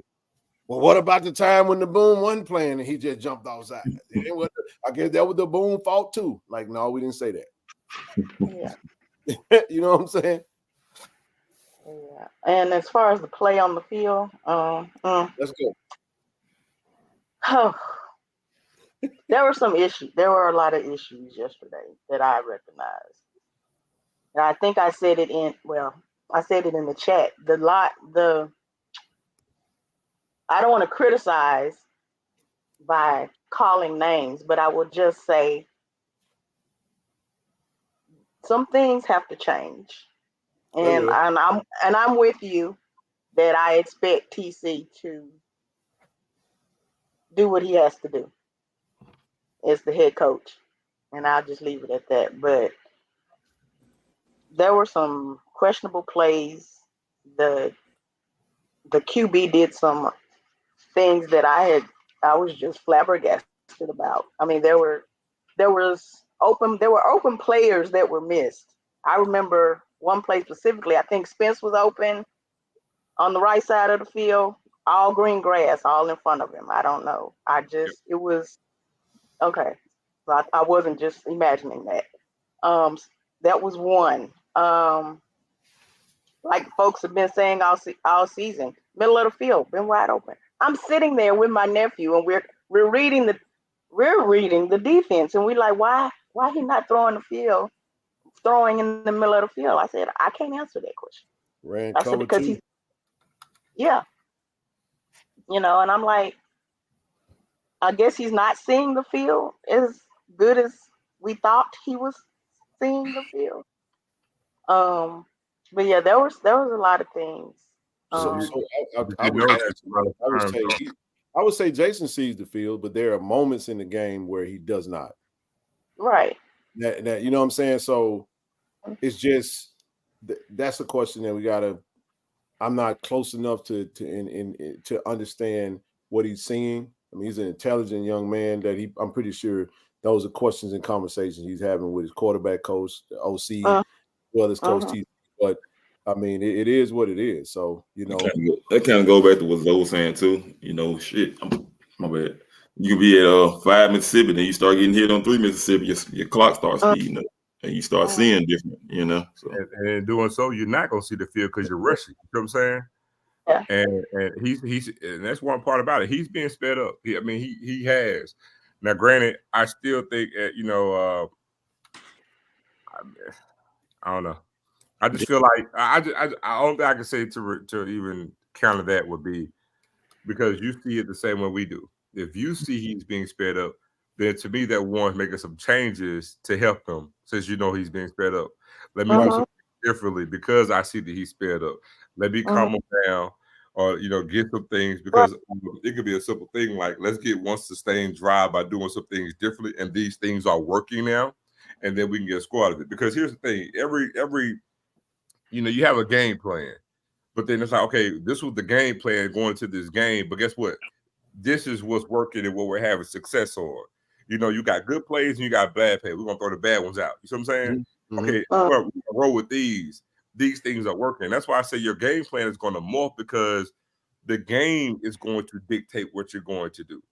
And I live by that. Ken Henry says all the time, I believe I let the universe do its thing.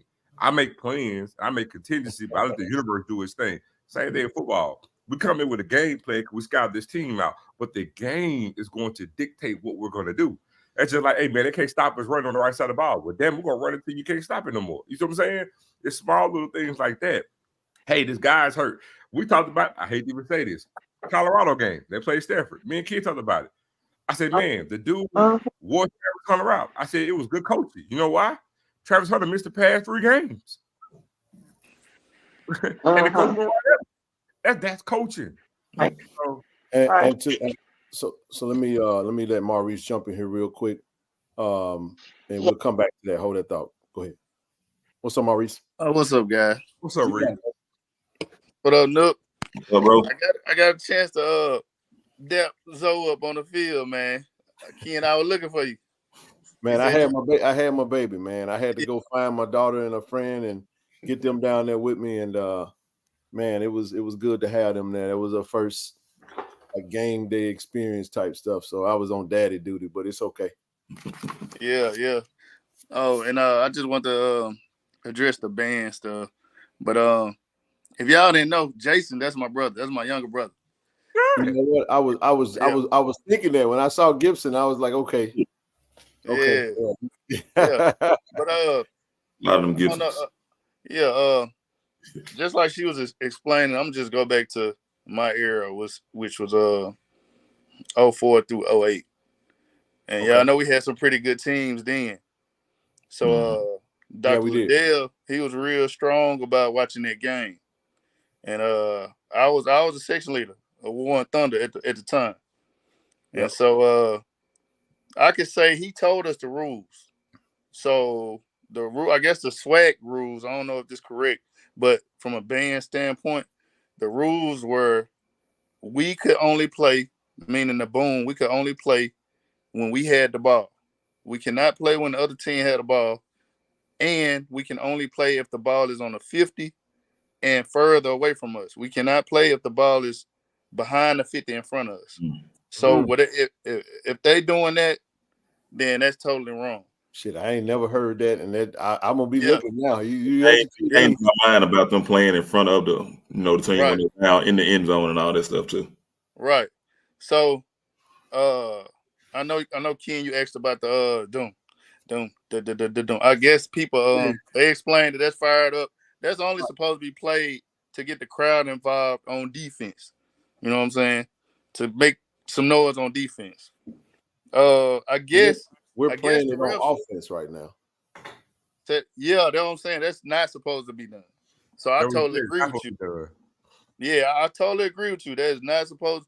Nothing is supposed to be played like that if we are on offense. That was a moment. I'm watching it. I said, defense. Defense. This is what I'm doing on the sideline. Defense, but we on offense. Defense, but we on offense. I was doing that. Exactly. Like it didn't make sense to me. I'm glad you explained. I was asking these questions simply because I didn't know about on the 50 on the way. So I mean that actually put things in a different perspective. I didn't even know that. It does. So those are just the rules that they told us. I don't know if the referee gave them those rules or not. Now, aside from that, now I'm gonna put y'all in the band head culture, how they think. Okay.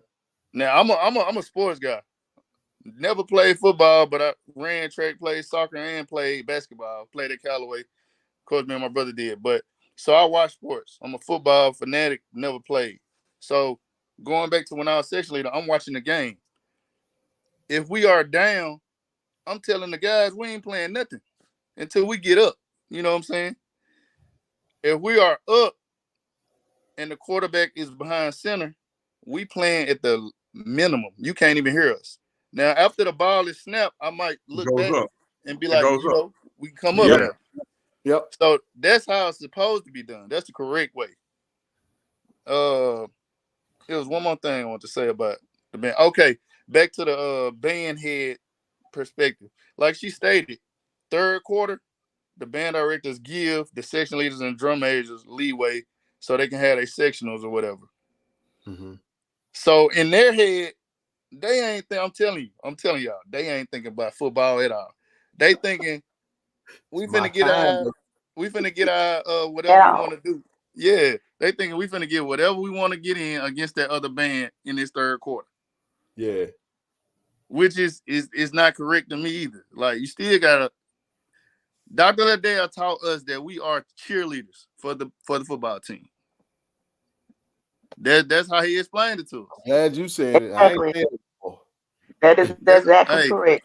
That's just how it is. We supposed to be in the football team height, in the crowd height, for us to win the game, not doing our own thing. And I've always wished that we had. We do have a field quarter, but the percussion never gets their chance to go ahead and battle after the game. So I think that's definitely something that should be done after the game on the field. I was about to say, why don't they actually do that where they can have sectionals after the game? Because I mean, we actually did. The reason why I say that, I know sometimes like Alcorn do it, like Tuba Fanfare, they go at whatever the case may be. But I'm saying whenever the band get ready to march up, because I'm a band head too. Yeah. Whenever the band is lined up to get ready to march out, they'd be a minute anyway. I mean, Right. why don't percussion get like 2 to 3 cadences out? You know what I'm saying? While the band is lined up, I never. Right, and it all depends on, like she said, it depends on the band staff or the percussion instructor or whoever is in charge. Like, if you're a sports person, you'll be like, we're not doing that right now. We doing that. We're gonna talk to the other instructors over on the other side. We're gonna try to make something happen for the end of the game. We're gonna let y'all battle then. Right now, we're trying to win the football game. Like, so it just Maurice it just- keys to the screen. Say again, what you say? Can you relate information to the boom? We talk all the time, but me and Dr. Little, we marched together in the boom, but we hadn't talked about that part. But I'm pretty sure he's on the same page because, like I say, we marched together. Dr. Liddell told us the same thing. So it's just all about relaying the message to, I guess, this younger group that's currently band members, letting them know, look. First, we cheering for the band. That's what we doing. That's why we going to the game. That's why we marching in the stadium. You know what I'm saying? We trying to get the football team hype. We trying to make some noise. We really trying to make some noise for the crowd to get hype, so the other team won't have no positive impact on the game. You know what I think we need to do for 2024, and I'm gonna take my hat off when I say this. Oh Lord. I'm being honest, bro, because this is what I've been in leadership for a long time, bro, for years, and been a leader since I first got into management and all that type stuff. I just think we need to have a conversation. I think all the heads, all of those that, whether it be the PA announcer, whether it be stadium operations, whether it be the band, whether it be the coaches, we need to have listen to me. We need to have a day at the vet where they get microphones and they stand on the field, and everybody that is represented. Hell, bring the media people in there too. A dry run. Everybody, one meeting, man. One meeting could really fix a lot of this stuff. The DJ, hey, you sit your behind down and you listen. This is kind of what we want to do. You know what I'm saying? Like, this is the vibe that we want to do. It's okay. This is what we got to get out of. Maurice and the football girl, thank you so much for coming up. Listen, I ain't never played an instrument in my life, but I love it. You see what I'm saying? I kind of wish I could have played, because boy, I'll be gigging right now. You get what I'm saying? I'll be doing my thing. But I love it, man. I can watch bands clips all day long. And then these jokers up here was giving me a rough time, because I'm going to say it. I am a fan of Alabama State Band as well. I kind of like some stuff that they do. So I was recording them when they came in the stadium. And they were like, what you recording them for? That would be. I was like, dude, it's all love, man. But no. I love the boom. Like, it's some specific stuff that they do that I do like. So I do watch they clip. Now, you know them Stingettes, and you leave the rest of it alone. But this is what I'm going to say. All we have to do, you get one person. Doctor, I remember seeing, it's just like when you guys are training and y'all are getting ready for like field shows. You got the band director up there talking on the bullhorn, basically letting everybody know what they need to do. So the band is really a microcosm of how things need to flow. You got 300 people doing on one accord, spelling words and performing and doing all this stuff. So the we can get it done. We just need to stop acting like, because people are making suggestions, that is a license to be offended, and we're telling you that you suck at your job. That's not what we're saying. We're saying you're doing a good job. We appreciate you, but we can be better. There's nothing wrong with that. Yeah. So I never understood it. I don't understand the attitude. I never understood that, have a meeting. That's all I'm saying. Yeah, you can take constructive criticism without being offended. I mean, ain't nothing wrong with that, Everybody gets offended nowadays. You say one thing, it's like, you know what, man?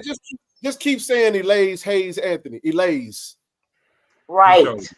He showed it. Bruh. Let me say it again. Elays. I said, when I said, who the hell is Elays? Who that is? I'm sorry.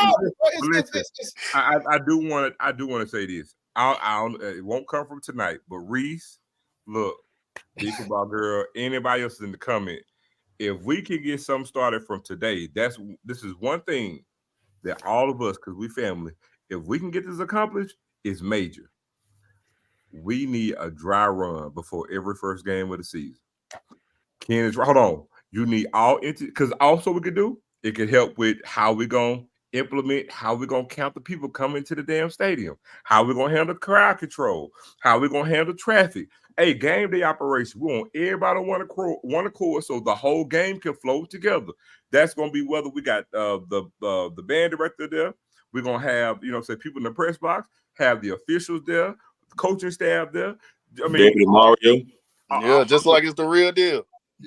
A straight up dry run. So that way, guess what? When the first game come, everybody know what we need to do on one accord. See, the thing is, what we're doing at Jackson State is no different than what they were trying to do at Texas State. The difference is with us, it's like everybody want to stand out and do their own thing. I'm gonna give you an example. The chick on the microphone, you see what I'm saying? That was doing a whole little thing. It didn't flow with the game, bro. Richard already, sticking out like a sore thumb. You know what I'm saying? Then Man, that irks me. That irks me. Boy, so they have these things. He called people name wrong. Yes. We be like, bro, come on, bro. Run by number 8, DJ Martin. Fabian McGarry. Come on, man. Fabian McGarry. What the? So they have these meetings every week, though. No. Damn a meeting. We want a dry run. Yeah. Okay. Well, yeah. All right. But they have that what you just called. Really? The vision is in those meetings every week. A dry run, meaning we having a game. We cannot ask to the pit. We're gonna have 2.5 hours. We're gonna be at the stadium. We're gonna go through the whole rigmarole. We're not gonna be on campus having a meeting, reading our paper where you do this, and then you do this, and then y'all over there. Yeah. No, we're not doing that. We want a real dry run. Practice. Bro. Man, that's a great idea. That's a great idea. Keep it. Listen, the notion is we want to get better at this, man. I'm sorry, man. It hurt my heart. There are a lot of people, and I'm not gonna apologize about this. There are a lot of people that bought season tickets and came to their first Jackson State home game because of this platform and people that we talked to. And they let us know. They was like, man, bro, I see what y'all talking about, man. It's like I've never been to the vet, but the game, it just seemed. Somebody may say, well, y'all was saying that. No, they weren't going into the game trying to think about what we said. They know they've been to different environments. They've been to other HBCU games. And it's like Kool-Aid with not enough sugar. You still made the Kool-Aid, bro, but you ran out of sugar and you decided to just go ahead and stir what you had and you drinking it. When it get cold, you right. Chug it. You like, it ain't really it. Yeah, but let me pause right there. Is that Clue 22? Say Q Lou. Q Lou. Okay, what's happening, baby? Talk to I don't know me. much, man. Yeah, I'm just curious, man. Does the game day experience not fall under who's over football operations? Because I mean that if we run it from a CEO standpoint, everything should be, the brand from the game day experience to what the team looks like. All this should be working together. I agree. I don't have the answer to the question because I'm still, I'm gonna find, we'll find out how. Because I'm gonna say this: there have been small improvements, and thank you to those that have watched the show. And I'm saying that they've done it because of this. We've been pushing to get that Jumbotron used. It did my heart some good to see Get Loud on first. The Jumbotron being used yesterday. And people like, well, they ain't got nothing to do with the game. We already talked the football side. We got a show tomorrow night too. We still gonna talk about the game. So we're not getting away from that. There's a lot of things that happen. So we just decided we'll touch on this as well. So you break up a good point. I'm not really sure. I will say this though. The gentleman who is replacing Dwayne Lewis, who was our SID that did go. His name is Maurice Williams, by the way. Shout out to Maurice if he's watching. But great guy. You know what I'm saying? Already thinking about ways to make things a lot more simple for those that need media credentials, like stuff where you talk about, even having a meeting with all the media. If you're going to cover Jackson State football, you could potentially have a meeting. If you can't make that meeting, whatever. And then from there, possibly getting all your credentials out the way initially. You know what I'm saying? Maybe print that stuff up in the beginning and you have everything you need for. I don't know. Like, I don't know what he's going to do, but they're looking at ways to make that process a lot more simple. So when you come to game day operations, I honestly can't answer who made that decision or who makes the decisions because I really don't know. I'm gonna tell you what, Q-Lou. Q-Lou. What's the tone? Man, you can call me Q. It's Quinn. I'm gonna tell you like this though. Knowing that we're dealing with melanated people, I guarantee you somebody gonna say if you come to them and be like, well, it ain't that serious. We done did some game before. It's almost like we want status quo. It ain't that serious. I've been doing this for 20 some years. I'm telling you, it is just like this question down here, though. It is very serious. How you do anything is how you do everything. If it ain't that serious, and we got plenty of people that don't like it, that lets me know. Now you see why all the bigger scale stuff is the same way that it is. How you do anything is how you do everything. It is, I'm telling you, because it's not one thing. That's the problem. It's a multitude of a bunch of things all at the same venue. Some got to give, dog. Some got to give because now we even got a different problem on the outside. I ain't even talking about the tailgate with the parking because now they got cars parking up and down the driveway that you come through on the tailgate. That's even different now. So yeah, we got a lobby for that though, because just like look at the influence that y'all had getting Austin in place.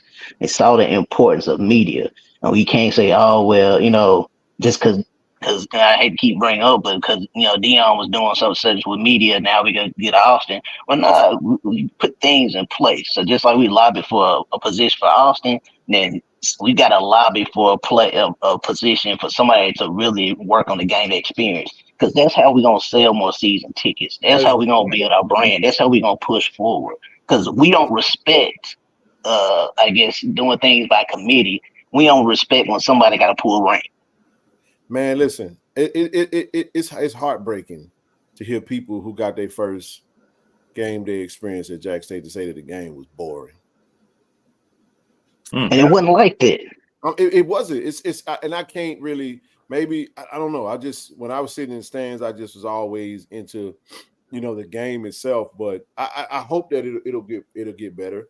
But apparently, it just feels like we're doing a little bit too much. I do understand the advertisement. So for those who don't like the that's going to happen, because there's a lot of money that goes into that. There's a lot of money that's generated from that. Right. Yeah, that you're not getting away from that.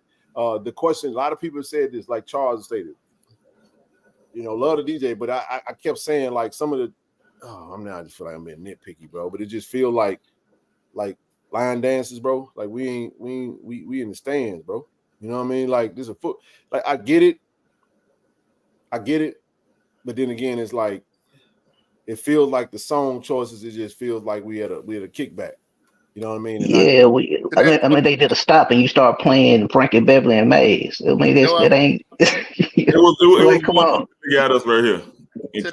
And it was when we got that momentum, we got that interception. The crowd got back in it. Who you said play? We said we can't stand them.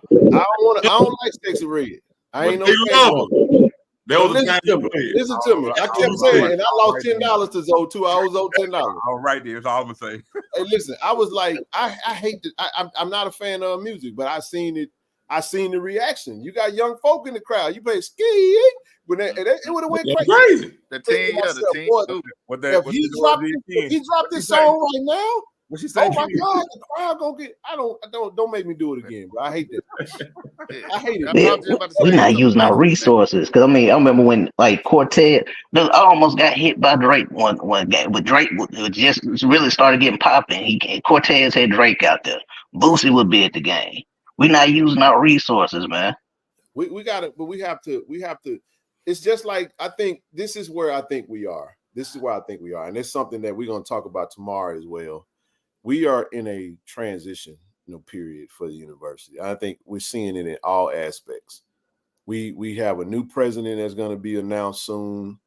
It's almost like a rebranding. Like a lot of the things is an old guard being, kind of dying off in a new thing. And I think we have to understand that we're going to have to do the work to actually create what we want. It can be made. We can make Jackson State football game day all that can be exactly what we want it to be. But we're gonna have to do the work, and we got to be willing to say, okay, you know what? We got a lot going on that can work, but it's so disjointed right now. It feels like there are 3 separate entities operating and trying to coexist in the same house. Yep. You got a DJ, you got a game with a PA announcer, and then you got the band, and that nobody's on the same accord. I don't understand for the life of me why would you do? I got nothing but love for Shelby. I say to anyone, it's unfair to her, bro. I don't care if she, agrees and she comes with all the energy. It's a bad spot to put her in because you're putting her in and having her talk in a time where people really come to the game just for that moment. It's a part of HBCU culture. Bro, you guys can actually attest to this. If you don't believe me, after halftime, hell, a nice appreciable amount of the fans got up and left the game.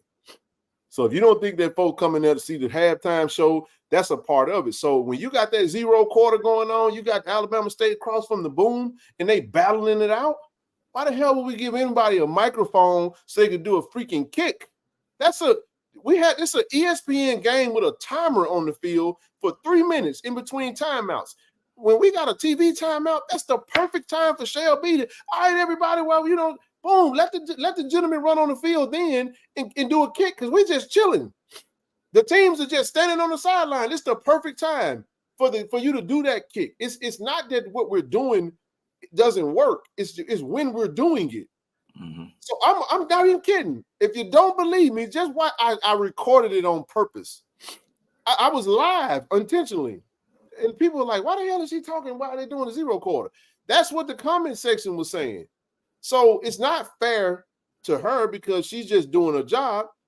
But I'm sitting here like, damn, the boom is playing and she's having to scream to the top of her lungs on a microphone so people can hear it. And it's just like, glad the brother made the kick because the crowd did cheer for him, you know what I'm saying? But it was out of place. That's all we're saying. And that's not why the team lost the game, by the way. So for those that don't, that the team didn't lose because LB got on the microphone and the game day operations can be improved upon. So no, anyway. Unfortunately, that's been our Achilles heel for like the last 20 years. Either we're going through new administration or a new AD, but now we got the best AD in the swag. I think the best AD in college football. We got to double down on it. Because like I say, at one point, either we're getting a new president, and they decide to go with a new AD, and then they decide to go with a new coach, and now we finally got some continuity from the AD position. Because I mean, like I say, my grandfather Robert Walker, he was interim AD twice, so I've seen the transition. But now we finally got somebody in place. We got to capitalize on it. Yep. Yeah, this is it, Kish. And that's all we're saying. We love these people, man. People are really getting offended, man, and feeling some type of way. And like I said, I actually had to have a conversation with somebody about like, bro, don't go out there and do that, man.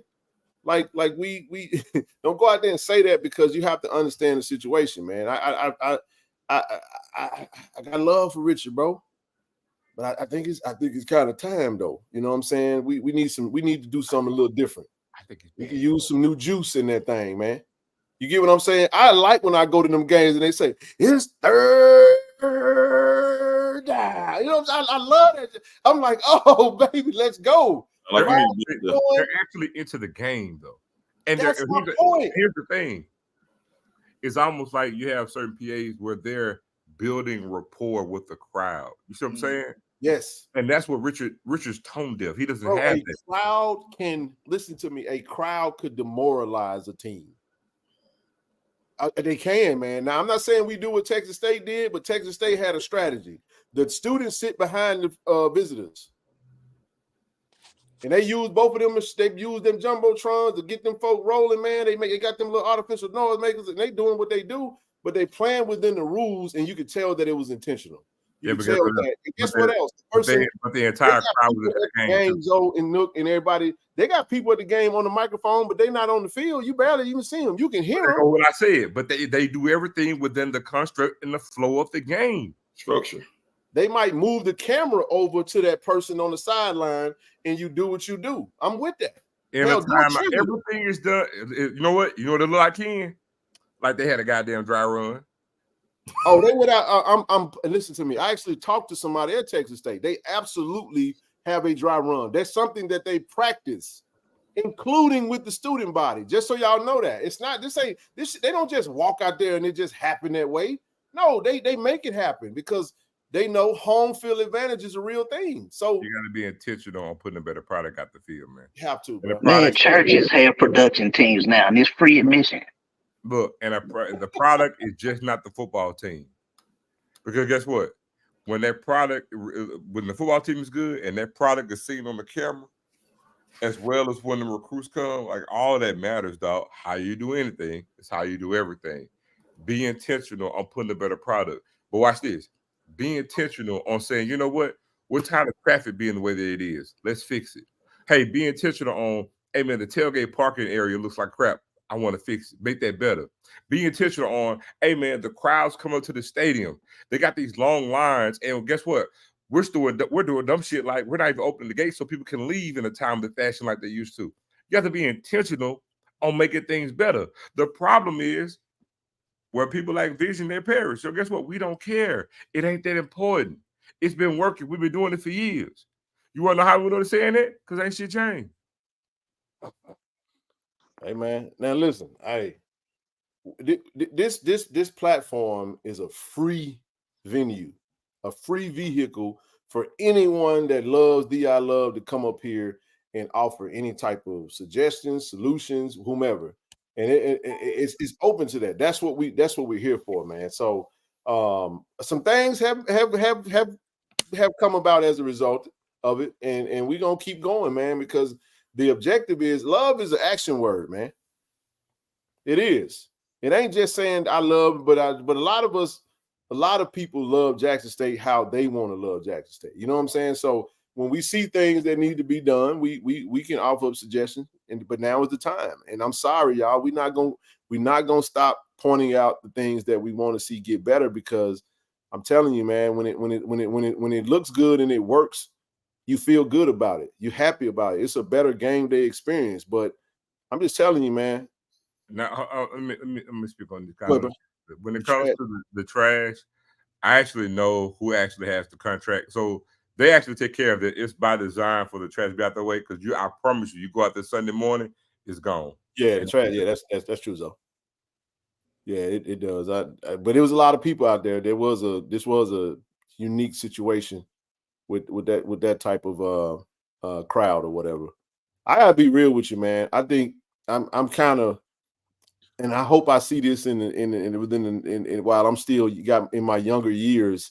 But and this is a conversation for another day, man. I'm kind of ready for a new stadium, a new whole Jackson State football experience, man. I'm and I don't. There's no knock on the vet, but I'm just saying, like, new is, I don't know if that's a 30,000, 35,000 seat stadium. I would love to see us get a whole new experience, man. On campus feel, on campus vibe, new stadium, new game day operations, new energy, a whole lot of that good stuff, man. Because the thing that's really causing the biggest problem is that we just don't see the games look like how it used to look. And that's the thing that's happening the most. And I don't know how I do know how we can fix it, but let's just see what happens, man. We got 2 games left, one against Texas Southern. The ticket sales weren't weren't very good before we lost yesterday, but still go buy your tickets, come to that game, and we know everybody gonna probably come to the Alcorn game, especially if we win 3 straight. So we'll see. So good conversation, man. Good conversation. Man, I'm ready for a new stadium, man. Because just really just sitting back looking. Saturday, I just sat back and I looked around. I'm like, man, this stadium just too damn big. It's hard to feel, man. Because the numbers of attendees is just dwindling. Hard to feel it. And it makes it look empty. And it's really not empty. Zoe made that point on the field. Zoe said, "Boy, we had imagine this in like a 40,000 seat stadium. Imagine how intense that crowd would have been. It would have been all on your neck."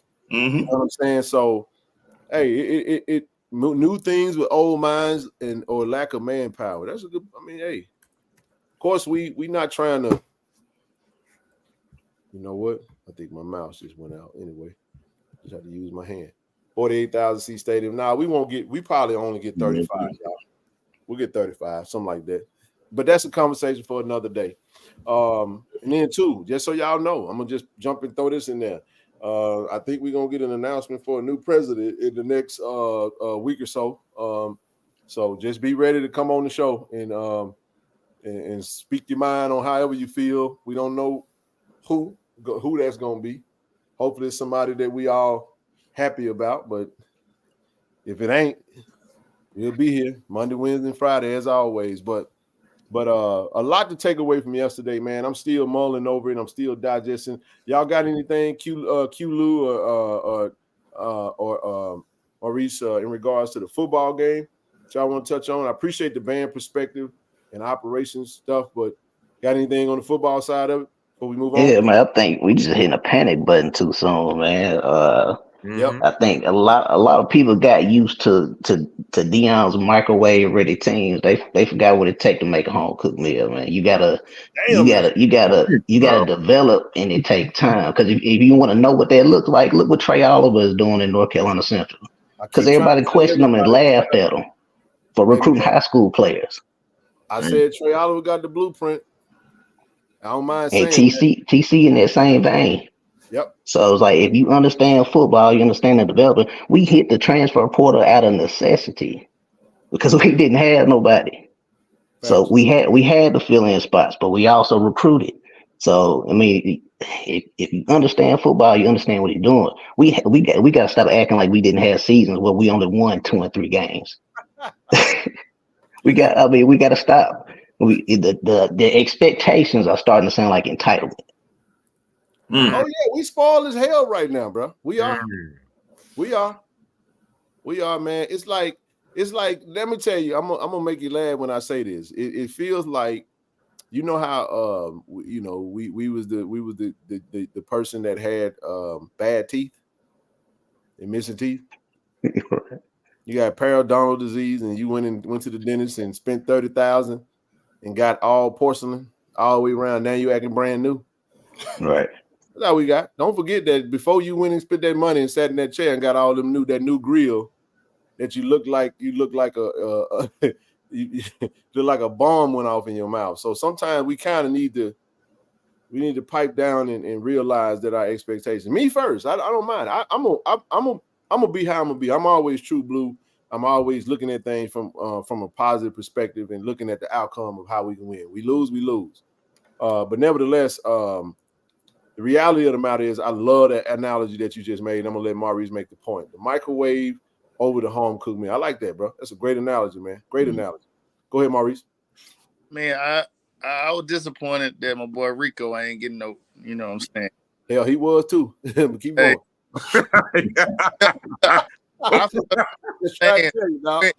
The same way he was feeling, I was feeling the same way in the stage. When Herb went down, that hurt my heart. Oh, that hurt asking everybody all week, is JD coming back? JD said they held him out. He didn't. He wasn't receiving any contact. But go ahead. Hazel this week. Man, I be chopping it up with Hazel on IG, man. Bruh, he a dog. He is. Yep. I say every time he around, it's a pick about waiting to happen. Yep. So, man, my takeaway from the game though, I feel like what he just said, man. This the first TC year, and bruh, I'm already looking at the future. Like, we cold right now, but we putting it together. That's how I feel. I'm like, bruh, it's gonna happen. Chill out. You know what I'm saying? It's gonna be all right.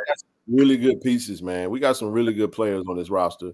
And now I think what the coaches do next is going to dictate how much of the talent we keep in the room, and I think they're going to do a really good job of keeping it. Keep in mind, y'all, a lot of the players that came, they were recruited by their staff, so they weren't recruited by the previous staff. There's still some players in the room that was played under the previous staff, but I think the guys that came in and that hashtag play for TC, we got a lot of kids in the room right now that feel that way. But that's why I think we got to mix a little bit more of that young in there. We got to get some of these guys some burn so they can get a taste of it. They can feel it. They need to put that uniform on, get hit a few times, and really get to see where they are, because that's I really think if we build on this recruiting class, this freshman class that we put together, man, I hope we can keep all of them. If we keep every last one of them, boy, that's a hell of a damn a foundation that you can build off of. And the coaches have done a great job. So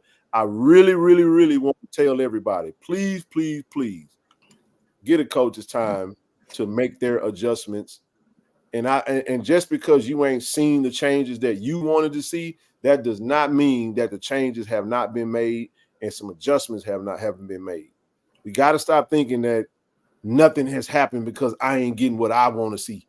All right. So be a little bit more patient, because nobody walks into any establishment and rebuild a whole big time organization in a matter of less than a year. It takes time, man. It really does. And we got to give him that time. So I'll pause and I think it was brother. Go ahead. Get some in real quick. Get some in real quick. Hold on. What you got? I said I'm gonna hop. Oh, go ahead. I appreciate y'all, bro. I'm gonna hop All right, on. brother. All right, Reese. Thank you, bro. I know you talking about changes and something. I'm just I meant to say this earlier, skip my mind, but man, I really want to see us improve on these free plays. We gotta stay downfield, man. We are having too many free plays that we are not doing nothing with. I agree. And that's been The all. ball got to stay in bounds too, though. That's all season. Yeah. We had countless numbers of free plays. We had like in South Carolina State too. I said all season. Yeah, we did. Correct. And we're not doing. We're not. So we just gotta. You know, Aaron Rodgers. He was the damn best at it. Hey, we gotta keep that going. Keep that in the head. Hey, go. Everybody go. Everybody go. Hold that thought. We got not just one person go. Everybody go. All right. Bakari, you up next. Then I'll come to the bottom row. How you doing, brother? Can't hear you if you're talking. Hear me? Oh man. Okay, there you go. I can hear you now. I'm better now. Okay. Look, for everybody, because I saw some people talking about Coach TC, and I used the analogy. I compared it's TC following the other guy is like Larry Holmes following. Damn. That sounded like it was going to be real good. Who was? There you go. You said Larry Holmes following Muhammad Ali? Yeah, TC following other guys like Larry Holmes following Muhammad Ali. Even though Muhammad Ali and the previous coach loved for different reasons, but they were both loved, right? So, but what Larry Holmes did, it took him 6 years to show the world how great he was before he became world champion. In boxing, they don't have seasons. Coach TC Taylor, they have seasons in football. This is his first season. Larry Holmes stayed down with the people that loved him. That's what TC, so the people, Larry Holmes never left his little town of Eastern Pennsylvania. He stayed there. Don't care how famous he got. He stayed because those people loved him. TC is here. TC is an alum. So he's going to be with the people that love him. And he loved the people back. So let's give TC an opportunity before they get in panic mode. And I hear too many people talking about TC ain't a good coach. TC, I'm just telling you what I've been hearing. And I'm like, and it bothers me because people like they don't understand what TC was following and what he had to follow. And that magnitude, and some people still, I'm glad TC don't want the reality show. Like the other wanted the reality show. I understand social media, but I'm glad he don't want the reality show. Let him be him and he's where he's loved and he's where he loved and where he want to succeed. And I see Coach TC succeeding at Jackson State. And I still say I see them winning out the rest of this season. And before I go, let me say this. You talk about the swag refs. Oh my goodness. Yesterday, every time Jackson State had momentum, how did they let Alabama State get away with so many fake injuries on the field every time? Like, oh my, like how many fake injuries can they have? You know, I thought that was a penalty. At least one time it was a penalty anyway. It was like a 5-yard penalty because you just falling down playing hurt because the game is going too fast. Or maybe that's the NFL. No, another thing they were doing was, you know, the extracurricular activity. Instead of calling it on a particular player, they would get everybody. They would just do offsetting penalties because they didn't want to hold. So if Alabama State should have gotten a penalty called against them, they throw one at on our team as well. Kurt Floyd blocked the young man damn near into the boom, and he blocked into the whistle blew. The whistle blew. The young man pushed Kurt. He threw a flag, and he called a double unsportsmanlike conduct penalty. When in actuality, Kurt didn't do nothing but block the dude into, you know what I'm saying? He blocked him down the field. So it's that type of stuff, you know. And yeah, they were using injuries for timeouts. You're absolutely right. Y'all go ahead and hit that like button, hit the share button, hit the subscribe button, man. While you're in here, let's get them likes up, man. If you're in here, let me speak, man. It was good to be on the panel here. You, Zoe, Nook, and everybody else on the panel and in the chat, man. Thanks for letting me speak, bro. Absolutely, brother. Thank you so much for coming up. Let's see. Lexus, you up next. What you got? How you doing, sis? Hi. How are you, Ken? I'm wonderful. What you got on your mind tonight? Really, I just wanted to jump on because I haven't been able to live to say hello to you all. Miss getting to chit chat live because of other stuff going on. And just want to let you all know I'm trying to spread all my football love to Jackson State. Thank you.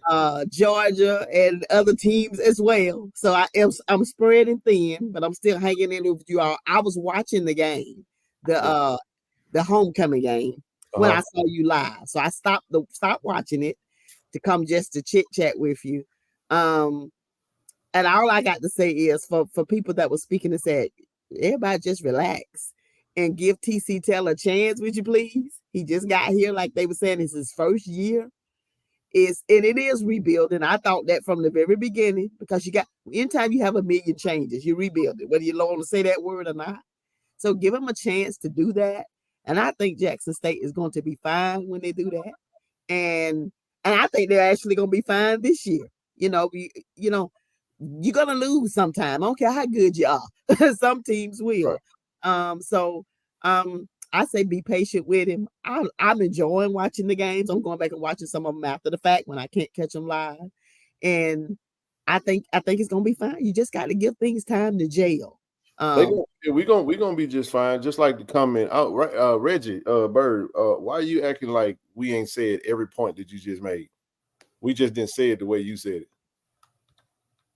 Yeah. That's the answer to your question or to your statement. That's the comment to your statement. I think everybody that has made comments have kind of alluded to all of that. We didn't play well. We had poor play. We were undisciplined. A lot of penalties. Special teams weren't that very good. Quarterback play was not very good in a lot of different aspects. Where we was talking about quarterback not seeing open receivers, and then we talked about the coaches not making good play calls. I don't know how many ways we can say that. Because I think some people want us to come on here and trash. There's one thing you'll never get from this platform. We ain't never gonna trash a coach or a player. And if that's what you, and I'm not saying you're specifically looking forward to that or that's what you want, but I'm just saying to anybody, we're not gonna ever do that. And I would recommend, I would actually suggest to everybody, every alum, supporter, or really true blue, man, get your ass off social media bashing these players and these coaches, man. Stop doing that, bro. Like, stop doing that. If you're doing that, stop. But you're right. It's your platform. You do what you want to do with it, but stop doing that, man.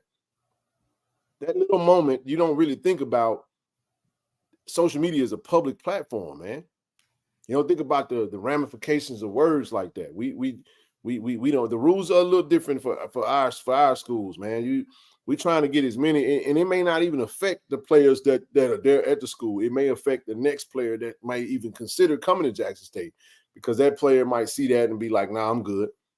You get what I'm saying? Because some kids are intrigued by the HBCU opportunity, and I get it. It happens in every other culture, but I'm just saying we on our platform and we're saying we're encouraging everyone to not do that. You get what I'm saying? Talking football is talking football, but we're not going to be disrespectful, man, in no type way, because we have relationships with the coaches, the players, and all that good stuff, man, and we want to keep it that way. Give a damn how you feel about it, but at the end of the day, if we talking football, we can talk football. X's and O's speak for themselves. It is what it is. So, anywho, next up, Miss, I think it was Miss Natasha. How you doing, sis? Then I Good come to you. evening. How you doing? I'm good. How y'all doing? Doing wonderful. The guy that spoke before the young lady, he basically mentioned something that I wanted to bring up or ask a question. Yes, ma'am. I love football, but it's some stuff I just don't completely understand. So it also appeared to me as if there were a lot of fake injuries when we had a momentum built up, especially when they started doing the hurry up offense. Right. Shouldn't there have been some type of penalties or something for all of those seemingly fake injuries? Well, for the main thing, it's kind of a gray area. And that's something that's actually what we call gamesmanship. You know what I mean? If the refs, and actually we even had this happen on the sideline where one young man from their team actually he faked an injury and got up. He wanted to go right back in the next play. And the ref was like, he's like, oh, I'm good, you know. So, and there's some gamesmanship in there. But that can also apply to our side as well. You know what I'm saying? So, that is a strategy. Whether we may not like it, but if you in a situation where it gets a little confusing, they used it when they saw formations. They used it a lot. When they saw formations, they used it. They absolutely used it. They saw the formation. They went down to the ground. Now, I ain't relying on the SWAC referees to really do nothing. They're not gonna manage that. That's just unfortunately that they're not gonna do that. Now, Alabama State, it's almost like it's a part of their strategy, and they strategically did that. But I will say this: there was a time when we were driving. They were actually helping us. So I do feel like those were real injuries because it was happening at a time where we really was trying to score pretty quickly. So those injuries were stopping the clock and allowing us to set up. So it actually worked in our favor. So I do feel like some of those were just some bull junk, but I think in the mix of that. But there's a gray area though, sis. So I don't really know if the referees are ever gonna get it right. You know what I'm saying? So I haven't seen anybody call a penalty about it or even say, hey, you faking an injury. Because what happens if you think they're faking and they're not faking? And you know what I mean? I think, does that answer the question, or at least I'm trying to? Yes, it does. But also to something you said with watching and looking, some of the guys that appeared, and I use seem or appear because again, we don't know if they were really injured or not. They would come out for a play, but then they turn around and come right back. Yeah, that's why I was like, yeah, those were the plays. Those were the ones. I was like, okay, that's interesting. Something seemingly should be done. Oh, you saw what thought you used to lose a timeout. Yeah, that's a good point. That you should, but the referees got to call it though. Like the referees, and like I said, we can still talk about how terrible the refs are being. The refs ain't lost us a game all year. Refereeing hasn't. That's just another conversation we have where we can say, hey, this was that, because the refereeing in versus Southern wasn't very good. We won that game. The refereeing versus Bethune-Cookman wasn't good at all. We won that game. It was terrible versus Alabama A&M. We won that game. So it's still a conversation, but we won some of the games and we lost some of the games. So we did not lose because the band played us one or two plays where the quarterback couldn't hear the snap or whatever. We didn't lose because of officiating. We didn't lose. I agree. We just lost. We did not lose the game because players were falling down and faking injuries. It was a total team loss from top to bottom. They beat us. Yep. I'm not going to make the statement that we should have won the game. I don't feel that way.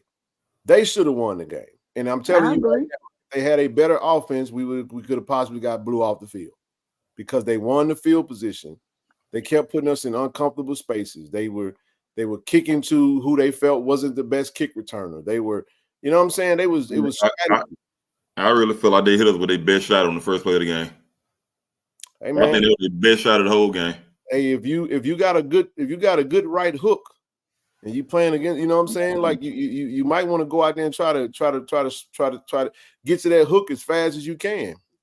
Why would you get in a game where you need to be aggressive and become a counterpuncher? And that's where the question marks come in with people are saying, why are we going this way? I just want a tempo. I said in the pregame show on Tiger Talk, I was like, Bethune-Cookman had some success going tempo. I just really thought we were going to go tempo against this team, and we didn't.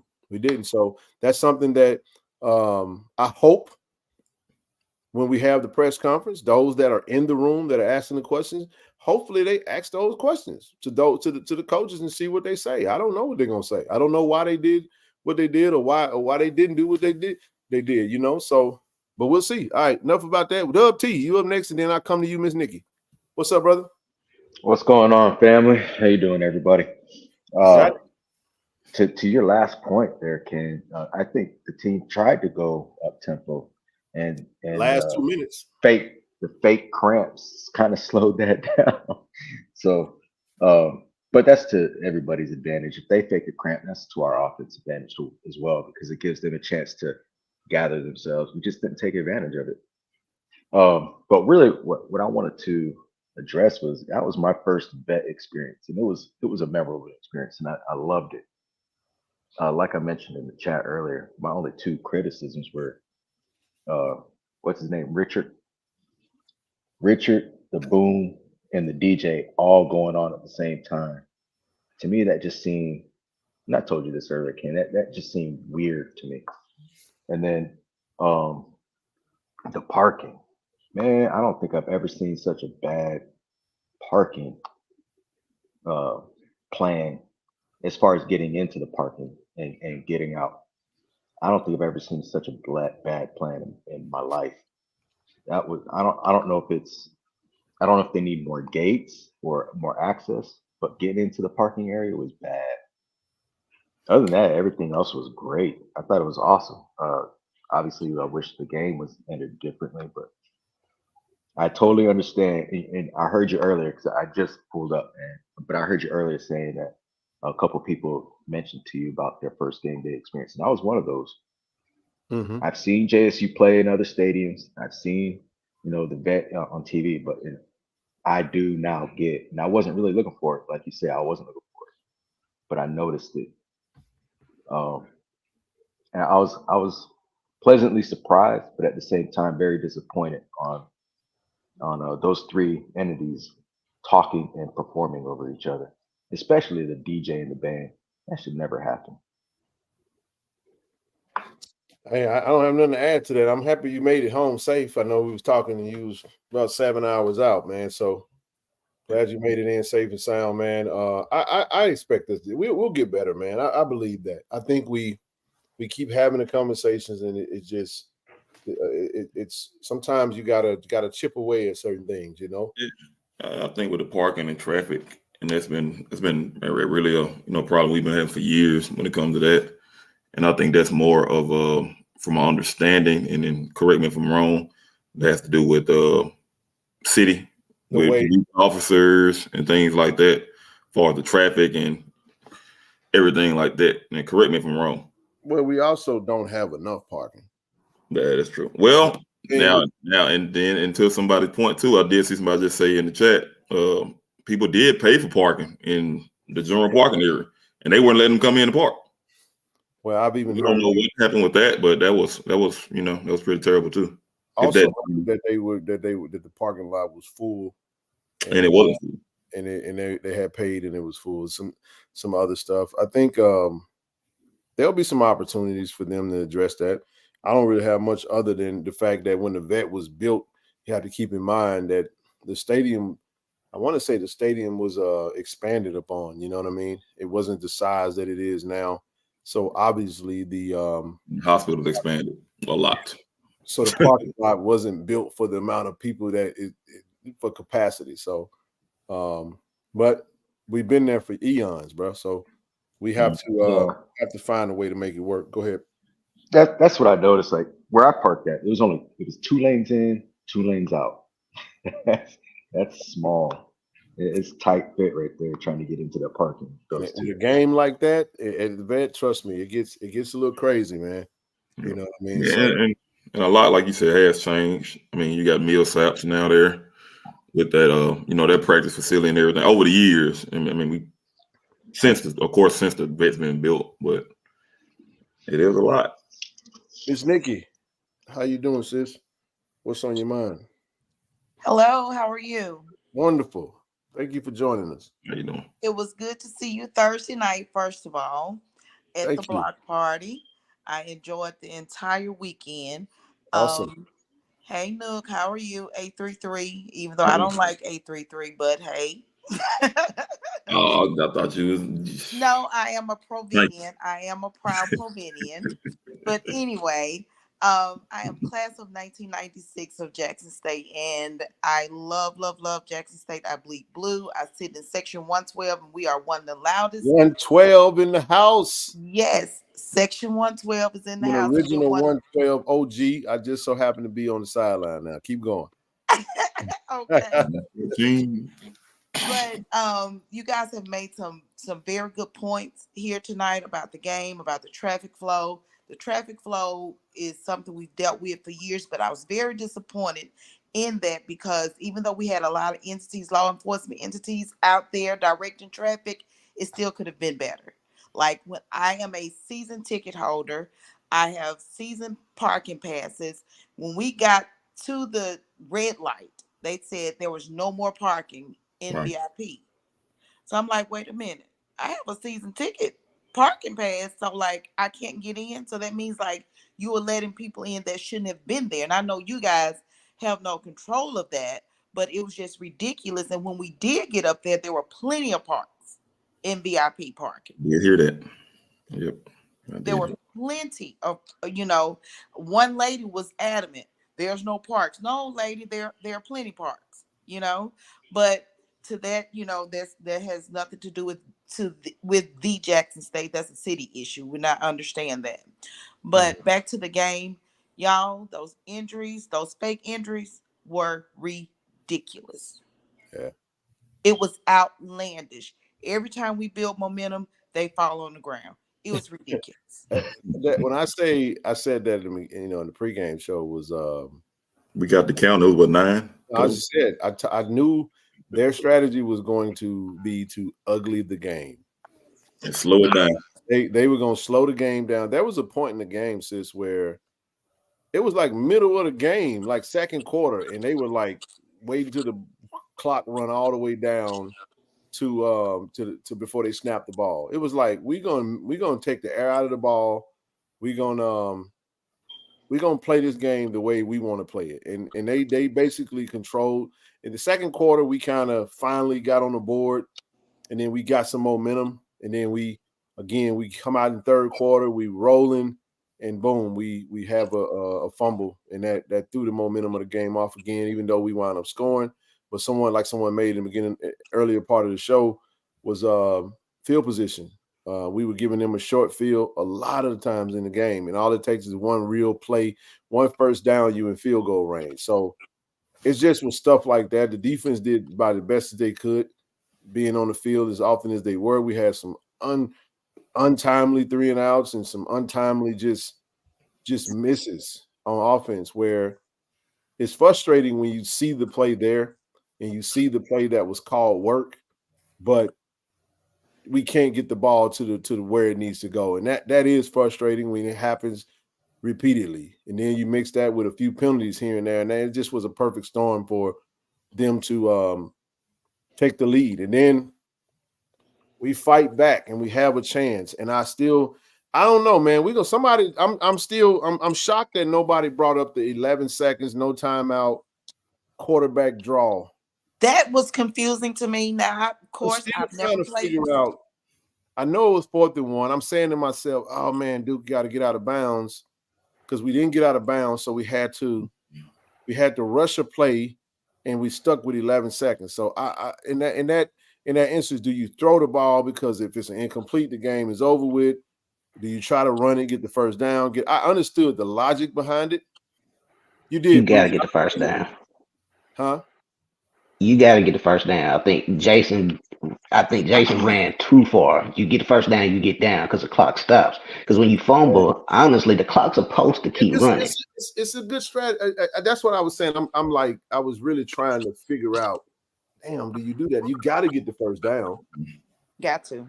There's no other play. You have to get the first down. There's no other play unless you're gonna take a shot. But you and the game's over. It's like the worst possible scenario happened. A fumble.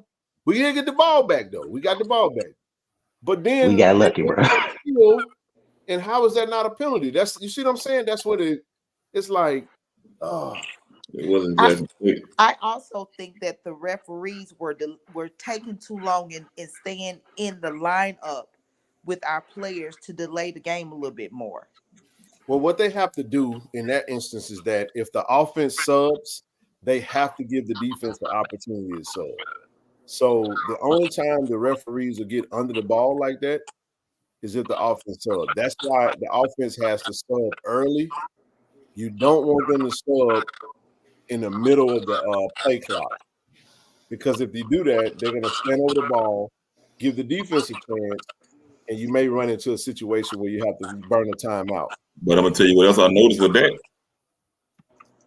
When and I'm not trying to go back to the band talk, but when they were on offense and we were playing like the fanfares and stuff, they held the ball. The referees stood over the ball playing.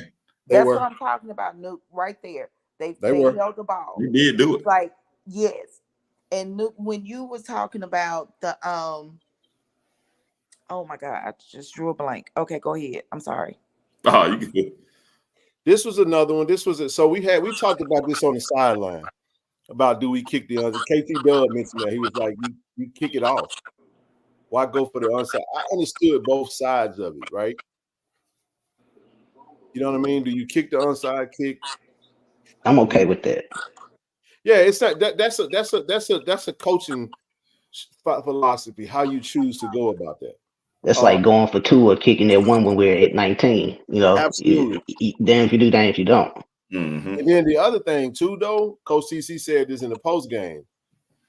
We get that 2-point conversion, bro. It's a whole different ball game. Oh, different ball game. Definitely. But then again, we ran a quarterback. We ran a tight end shovel pass for the. I'm not mad at that shovel pass. DJ got to get in there, but Duke was wide open. You see what I mean? So this is how what you're saying, Q-Lu, is this is what we're saying when we're watching it. I'm talking to Zozo like, man, the play call is actually not a bad play, because if it was a great call. You see what I'm saying? So it's not like, oh man, we sometimes what we'll do is when it don't work, it's low hanging fruit. We can dissect it, and if it don't work and say we woulda, coulda, shoulda. You see what I'm saying? Mm-hmm. Here's what I did want though, and this is something that I think is just I'm not gonna sugarcoat this. You cannot bring Jacoby and Morgan in the game and only run the ball. Exactly. 2 or 3 because if you do that, it's like you basically just tip your hand. So how do you make the defense play honest? Okay, cool. Hey Q, when you run out there, we're gonna run a passing play first. Now you gotta be honest, because oh shit, maybe he will throw it. Well, there was Sal Panola back when Sal Panola usually always ran 2 quarterbacks. They had the white one, had the black one. The white one's in, they passing. The black one come in, they running. It's easy, but we know what they doing. You just gotta stop them. So yeah, but this is college football. You got to do better than that. But I'm saying, like in high school, Sal Panola could get away with that. You play right. You know what I'm saying? But I'm saying in a game like this where this team is built on defense, like Bubba, man, was shooting that gap and closing that gap so fast, man. In some plays, I was like, God damn, he read that play and he closed it out. That dude's a good linebacker, man. Oh, he high IQ. He is extremely high IQ. So I'm just telling you, man, I'm talking about being predictable. And then you sub him back out and take it. I was just like, what are we like? Why we do that? Hell, you could have did better off. See, this is what I'm saying. If the quarterback draw was what you wanted to do, you could have just left Jason in the game, let Jason run the draw. You see what I'm saying? That was my point. But just bringing him in the middle of the field Now on the goal line, all bets are off. It is what it is. We finna get Salmon. You see what I'm saying? We trying to get sick. I think he should have played when we fumbled that ball towards the end of the game. I think that's when he should have got in and ran the ball in. That's just my opinion. And what play you talking about? The very last play of the game. You can't do it. Can't substitute. You're from the 30. I ain't gonna lie, I'm glad Jacobian was in when 7 fumbled. I don't think that tackle he made was clutch. Oh yeah, I don't think Jason would have made that tackle, man. That's a great point, man. He did. Hey, that let you know, Q. Hey, that let you know, man. Jacobian got a little speed on him, dog. He big boy, man. You know. Ken, let me ask you a tough question though, and you don't have to answer it. We are where we are on the season. Unless the wheels fall off of FAMU, we playing for our pride at this point. Yep. Do you start Jacobian? Because you got at this point we got to see what we got for next year This is not Jackson State. I'm gonna play. I told you I took off my fan and my alum hat. I put on my coach's hat. This is just me. This is just my thing. If I'm in this situation, based off of way I said 7 is perfection. Okay, that's how I look at that. We got a 7-game sample size. What we are is what we see ourselves to be under the way it is being ran and constructed right now, right? I'm not going the rest of the season with that. I'm going to make a change. That's what I'm going to do. I'm going to make a change. Now, is that going to be Zai? Is that going to be Jacobian? I don't know. I think practice dictates to determine that. As of right now, Jacobian got 3 tugs and he give you that running effect. It's a potential. It's an opportunity. If it's me, I do. You know why? I'm going to give you a great point as to why. Because the schedule dictates a change. You got 4 games left. And it's not just a quarterback change, right? Now I got to see what I have in this youth room, with the young folk too. I got to get the freshmen on it. And I'm not saying you can still do that, Q, and not tank the season. We're not tanking. We're trying to finish 8-3 strong so we can have a really dope recruiting class. But there is a way. I would find a way, if I'm the coach, to incorporate some of this youth in the game to see what I really have. You get what I'm saying? I would love to see Bruce Batman Mitchell out there playing. I would love to see Narik Sharp, Stanley Cooks. You see what I'm saying? Hey, I understand that. So I do realize that there's some players that you don't. It's kind of a dicey situation because you do got some kids that's playing pretty decent, and you don't want to take their snaps away from them. But I got to kick the tires on some of that. You get what I'm saying? And going into a game where I'm playing against Mississippi Valley. And it's, like I said, no disrespect to Mississippi Valley. I don't care. I don't care what they did against UAPB. If you were going to make a change, this is the game to do it. Here's why. You're not playing at home. You're on the road playing against a not very good Mississippi Valley. And I'm gonna give you a historical fact that you probably remember, but for those that don't remember, check this out. John Hendrick was our head football coach. Jalen Jones was our quarterback, or Derek Ponder. Somebody was that quarterback. I forget who the roster. I think it was Jalen Jones, Derek Ponder, and Quincy Casey. Yeah, Quincy Casey. John Hendrick started Quincy Casey versus Mississippi Valley because of the situation that we was in. We was trying to figure out what we was doing. It was the right call. Now, he wound up kind of struggling. He was a true freshman, I think, at the time. But because of the way the schedule worked out and where it was kind of a perfect storm, he elected to go ahead and make that switch at that time. 4 games in the season, 4 games left. Hey, man, let's see. Because one can make a case the play calling could very well be very effective with the right personnel. You see what I'm saying?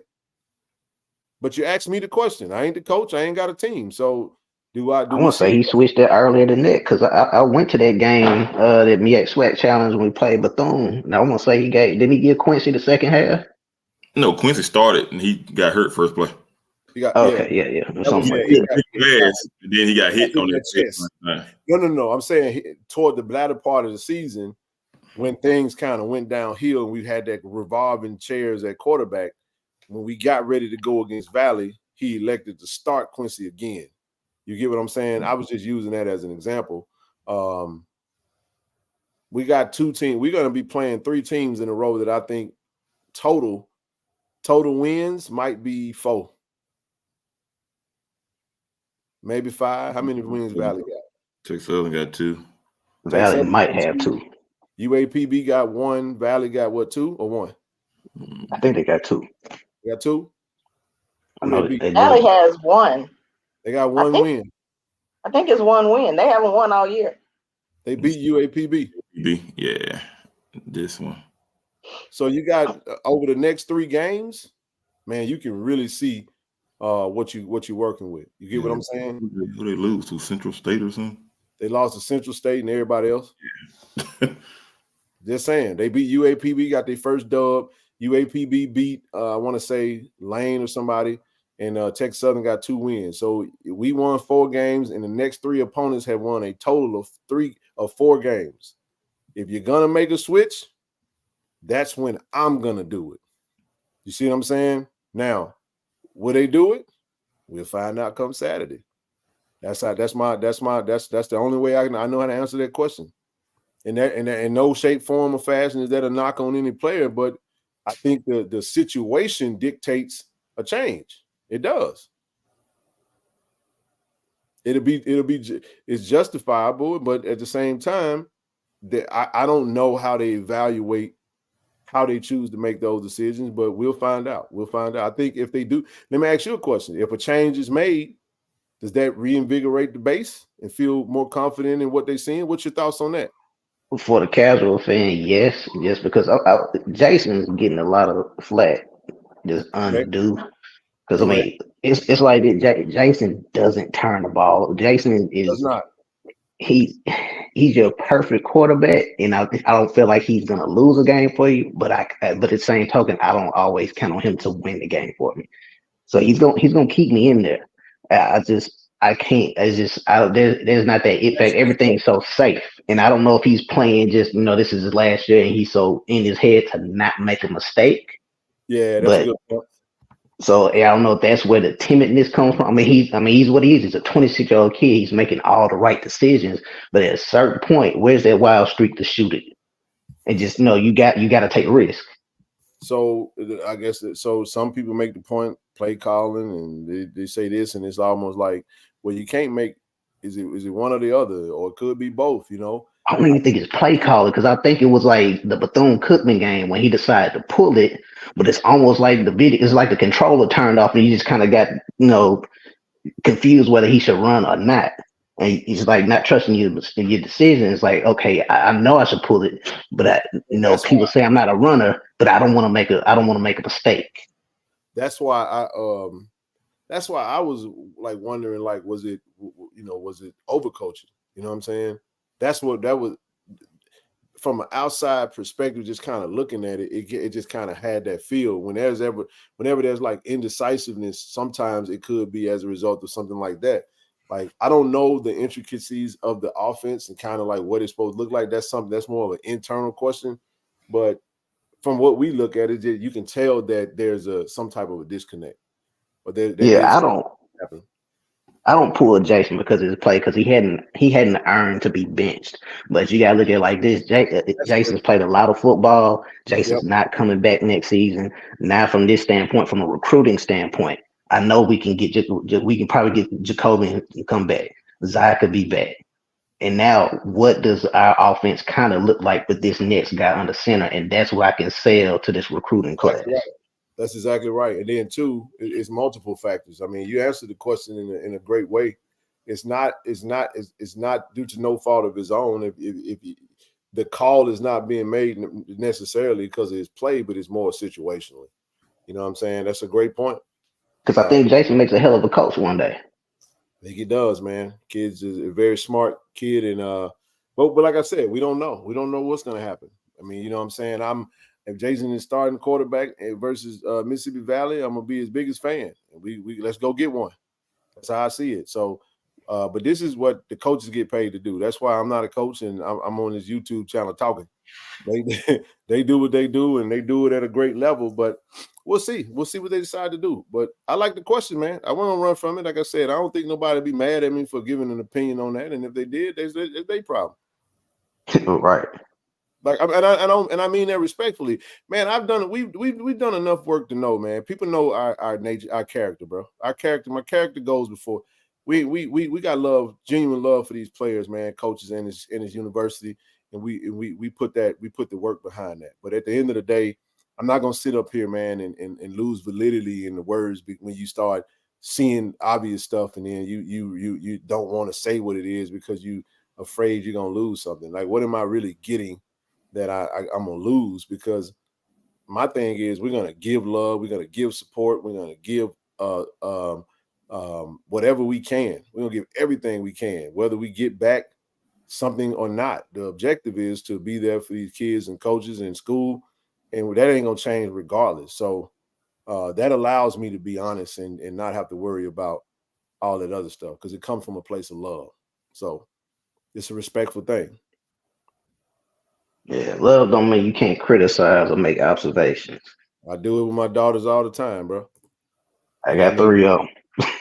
You mean both, bro. So I'm saying, like, the biggest thing though is it ain't what you say, is how you say it. You know what I mean? You sit down and have a conversation and just see. You know, it very well could be. We don't know. We don't know what. I haven't had a conversation with Jason as far as what his aspirations are. Does he want to go to the next level and continue to play? Maybe he does. You know, I don't know. I know we talked to him with Tiger Talk, and he knew this was his last go around. You know, his last go from a football standpoint. He's like, this is my last year. Got to make it count. Let's go have some fun with it. So, but that would be a great question to ask him when the time is right. Yeah, and if he does start at that, cool. I just want to see him just let loose, though. Yeah. Hey, man, TD said that. I know TD ain't on. He gonna probably be on tomorrow night. But TD said, "Look, man, hey, man, you gonna have to pull me." That's what TD said. TD said, "Look, I'm finna pull one of them one of them Jimmy Oliver moves, man. Yes, sir. Man, we ain't running that. We finna run what I know that work. Hey, man, go long. I'm gonna throw it to you." So, TJ, what's up, brother? What's going on, Tiger family? How y'all doing? Oh, you got it, brother. We back at it again, man. On the unfortunate side of the coin, man. Go ahead. Yeah, I'm kind of confused right now. So, it wasn't bad play. It was, it was some good. It was some good plays. It was some bad. It was some bad plays. Just wanted to get together, man. Just wanted to get it together, rather. That's all, man. Just get it together. Decide what we want to do. We know the RPO. If we gonna run that, you need to let that be with Morgan. If you really gonna just sit back and you just want to throw the ball, then you got the starter right there. You know what I'm saying? He a pro style quarterback. He's not a RPO quarterback. So but other than that, defense played lights out. Really don't have too much bad to say about it. You know what you witnessed, TJ? You witnessed 4-3. That's what happens. I'm not even making this up. 4-3 is got some good. Got some bad. Got some bad. Do the bad hurt me? Do the good outweigh the bad? That's what 4-3 is. That's what we witnessed. Yeah. We witnessed it the whole season. However you want to, whether you want to make it be about this, make it be about that, make it be, that's what we are. And we got 4 games to finish strong, and I think we will. Yeah, and one more thing. The only thing that I just want to see more is that, okay, like when we march down the field and we get into the red zone, I really want to run the ball, like, because we have the backs to do it. You know what I'm saying? Like we got the backs to do it. Like I didn't understand that call when we got in the, you know what I'm saying? We did the jet sweep and we fumbled. Like we had a chance to put the game away. I felt like this game was won. This game was won, but we got comfortable and let them, hang around instead of just going to capitalize on the moment. We came down, we marched down the field. Soon we got to the red zone, I would have ran the ball in, and it was because we stopped them from doing everything they wanted to do. Yeah. So, that's why I said I think for me, they gave us their best shot. First play of the game, play action, go to your number one receiver. Wait. You got 3 points out of it. We stopped them from doing what they wanted to do. Yeah. What was that? Okay, like I'm gonna say this because just from me watching, when we came out, like when we came out third quarter, they couldn't run the ball or they couldn't pass the ball. We got a quick three, we got a quick, three and out quick. And we came back and we came back and we went down the field quick. Yeah. So, we had the momentum. Yeah, we had it for a moment, and it was like, man, we got to get another score here because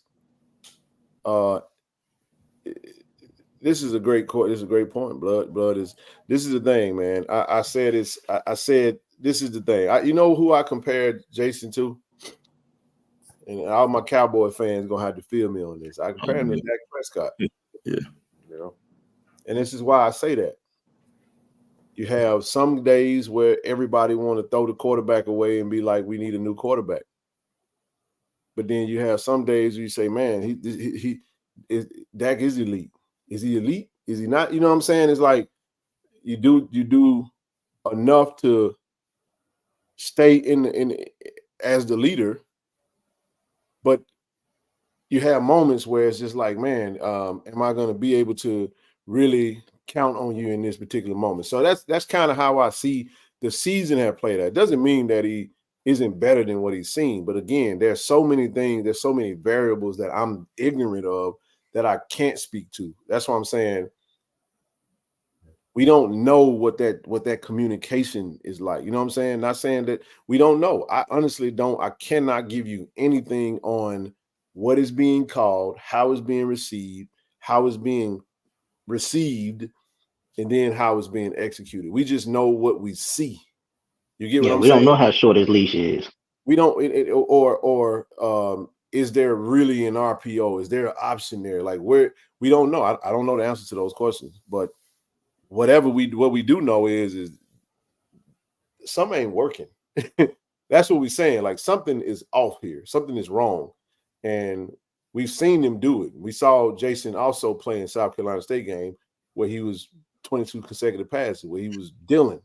We've seen moments in the Texas State game. He got hot, you get rolling. You get what I'm saying? So he's still that quarterback. He's still that guy. So I think if we win, this is what I will say. Go back to Q's question, and I'm gonna let you go, Dr. Ali. I think if we win that game yesterday, absolutely no way you make a change. I don't care what you saw. You got to keep rolling. You follow what I'm saying? Because now you're still playing for, you're playing. Your goals are still in front of you. But when you lose that game, okay, what we're playing for now just changed. Everything just changed. Playoff conversation is over with. SWAC championship, Celebration Bowl conversation over with. It's dead. Okay, all right. So if that's the case, now, like you said, I got to start focusing on recruiting. I got 4 games before I hit the off season. You see what I'm saying? So that's the thing. And that, again, I know someone said inconsistency. Rotating quarterbacks is not, man, that's just not a good recipe for success, in my opinion. Dr. Ali, what you got, brother? Man, first, it was good to see some of you guys. I think I saw Nook and Zoe. They were moving and grooving though, but happy homecoming, baby. That's I had a good time, with the exception of the game. And this is my thing. I think it's a lot of Jason hate And I think quarterback is such a low-hanging fruit It in is. general. The backup quarterback's always the most popular guy on It's been campus. the star in Jackson for years. And let me tell you a little secret, man. The man threw for 68% of his passes with no interceptions. He did miss some open guys, but some of that was pressure. It was pressure. Now, I do believe sometimes he's too afraid to take he's like to throw into something hot. He'll just take a sack. And I think you talked about that a minute ago about maybe that's maybe what the coaches want the man to do. All right, let me talk about who I'm not gonna give a pass to, and I think that's Mo Harris. I can't give a pass to the man. I think this is kind of similar to our former defensive coordinator. You got your thing, this is my thing, this is how I like my thing to go, but your personnel don't match what you're trying to do. I think the scheme that he's running is more geared towards someone with some wheels, and I don't think Jason that dude with the wheels. That man sit back there and throw. I watched the game, I was there, I was paying attention, and I went and rewatched it again today on TV, and we're not stretching the field, man. We did not. Where the shots? Where the shots to open that stuff up to take? We ain't taking no shots. Everything is slants, deep in, quote unquote deep ends, 10-yard ends, outs, wide receiver bubble screens. So Ken, I hate it on offense. We were going vertical. What'd you say? Horizontal. Say what else? I hate it on offense. I hate it. Now, he's effective in that, in what he did. The man, 68%. He was hitting the folks, but god dang, bro, you got to take some shots. Yeah. There you was playing right into the cover two. No, at cover two, man, in middle of the field, wide open. I was saying it at the stadium. I was saying it there, and then I said it. The commentators were saying it when I watched the thing. Like, goddamn, in middle of the field, wide open. That's not on Jason. That's if you ain't running no routes to the deep, like post, double. I mean, where that stuff at? The only thing he threw like a lot of those free plays, wide receiver on a little go route. And you against a cover, it's too high safety to if you know football to say that shit ain't open, bro. But guess what it is? The post. Man, I thought about the post. I thought about a post when on last play of the game. When they brought 7 back in the game, I said, shit, if you run 7 about 15, 17 yards down and you have him to cut on the inside, I said at the beginning of the game, man, DJ Stevens should have had about 10 catches this game. Easy. We just would not go to the middle of the field. Let me get on my second point. Go ahead. Jason threw the ball 44 times, cuz. Yep. That's a lot. 44 times. Yep. That's a lot. That's too much. We ran the ball. Hold on, I'm pull it up again. 40 times. And a lot of that was Jason and Jacoby. We got Desmond Moultrie for 10 carries, Irv for 11, Jason for 11 carries. Ain't no way in hell that Jason should have the same number of carries as any running back. Period. There's a rule that says if the running back gets 5 yards or more on the first down, you go back to him on second down. Yes, sir. I don't understand how we get a running back that get 5 yards on first down and we don't go back to him. Man, beast. And that's just stuff that you just have to, and that's when you ask the questions. Are we, like you said earlier, Ali, are we is it that I'm in love with my scheme? I don't know. We got to figure these things out, and I'm sure these are some of the conversations that are being had within that room. We don't know, but it's hard to see this in no football. That's why I said I ain't getting on this damn channel, man, in this platform telling folk that they don't see what they see. You see what you see. I ain't gonna debate you. This is my last point. Go ahead. Well, point and a half. The half point is Irv Mulligan did not fumble that damn football. Nope. He did not. Did not fumble that. That was some bull. Now 7, bro, you got to do better, bro. You got to do better, man. 2 fumbles, bro. Come on, man. Hey, Alabama State earned them fumbles, man. They put hats on the ball. Them was hard hits. I don't care how strong you are. They put hats on the ball. That's a good form fit tackle. Hey, they ain't the only team putting hats on the ball. You got to cover up, and after the first one, you got to cover up and say, "Hey, I know these extra 2 yards is important. Let me cover up and hit the ground." Yeah, you got to get down. They stood them up and stripped them on that second one. But I was disappointed in that. And we just did the schematically. The biggest thing is schematically. I'm not giving the defense a pass either. That set last touchdown, man. We gotta. I mean, if it is what it is, we finished the game 19 to 13, whatever it is they had. That we should have. The defense, we gave up the most points Alabama State has scored all year was against us. I'm not saying the defense played lights out. I think I'm totally disagreeing with that. They get no one else if they scored this much points on other than us. I expected better. 24 points is unacceptable. Well, I think the special teams played a play in that. It's a lot of short fields. They didn't really have very far to go. That's why the stats tell you that we had more yards than they did. But I want to go back to something real quick. You talked about Jason. I mean, you're talking about 63% passing. 68. Not in the game. I'm saying for the year. He only had in 7 games. He's thrown 13, and he's completed 63% of all his passes. 8 touchdowns, 2 interceptions. So he only had two mistakes, really, that had warranted to giving the ball up, and one of them was a BS call or no call in Texas State, and the other one was just a bad read.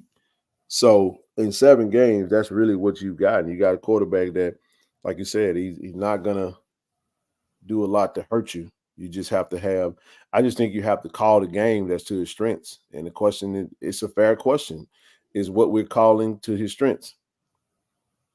And because I'm gonna tell you something, the other coaches call the game to their strengths. Alabama State it got a lot of holes, but they're not gonna try to do nothing that gets outside of what they can do. They're gonna ugly the game up. They're gonna do some RPO. They'll pass it every now and again, try to get that thing to their star wide receiver, and that's what they do. Man, they the Sean Porter of the sweat. Man, let's get some points, and let's let our defense stop you in everything that you do.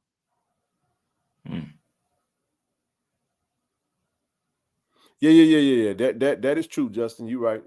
I'm not saying that's where the 63%, and then 2, some of the sacks. Like for example, yesterday, I mean, you're running, you take a 4-yard sack instead of throwing the ball out. You was already outside the pocket. I'll give you another play. You're driving down and you running. You literally 1 yard away from the first down marker, ran out of bounds and hit the actual first down marker. So that's one of them plays where you got to say, you know what? I know where the first down marker is. I'm gonna get to this first down. Come hell or high water, you're gonna have to hit me. I'm gonna get that yard though, and I'm not trying to just go out of bounds and pull up.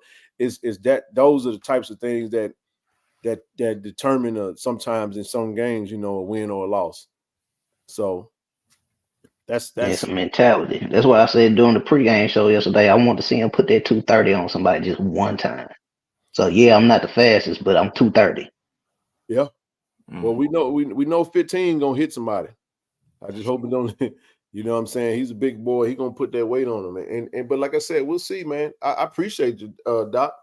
I mean, everything you said is valid, man. It's definitely you saw what you saw, and we all saw it too. So those are the questions that's got to be answered, and we'll see how do we regroup from here. All of it, everything equated into a loss. All that stuff, everything that we mentioned, the end result was an L on homecoming to a team that we clearly felt like we were better than, but they played better than us on yesterday. Hey, good night, fellas, man. It's good to see you guys. Good to see the JSU family.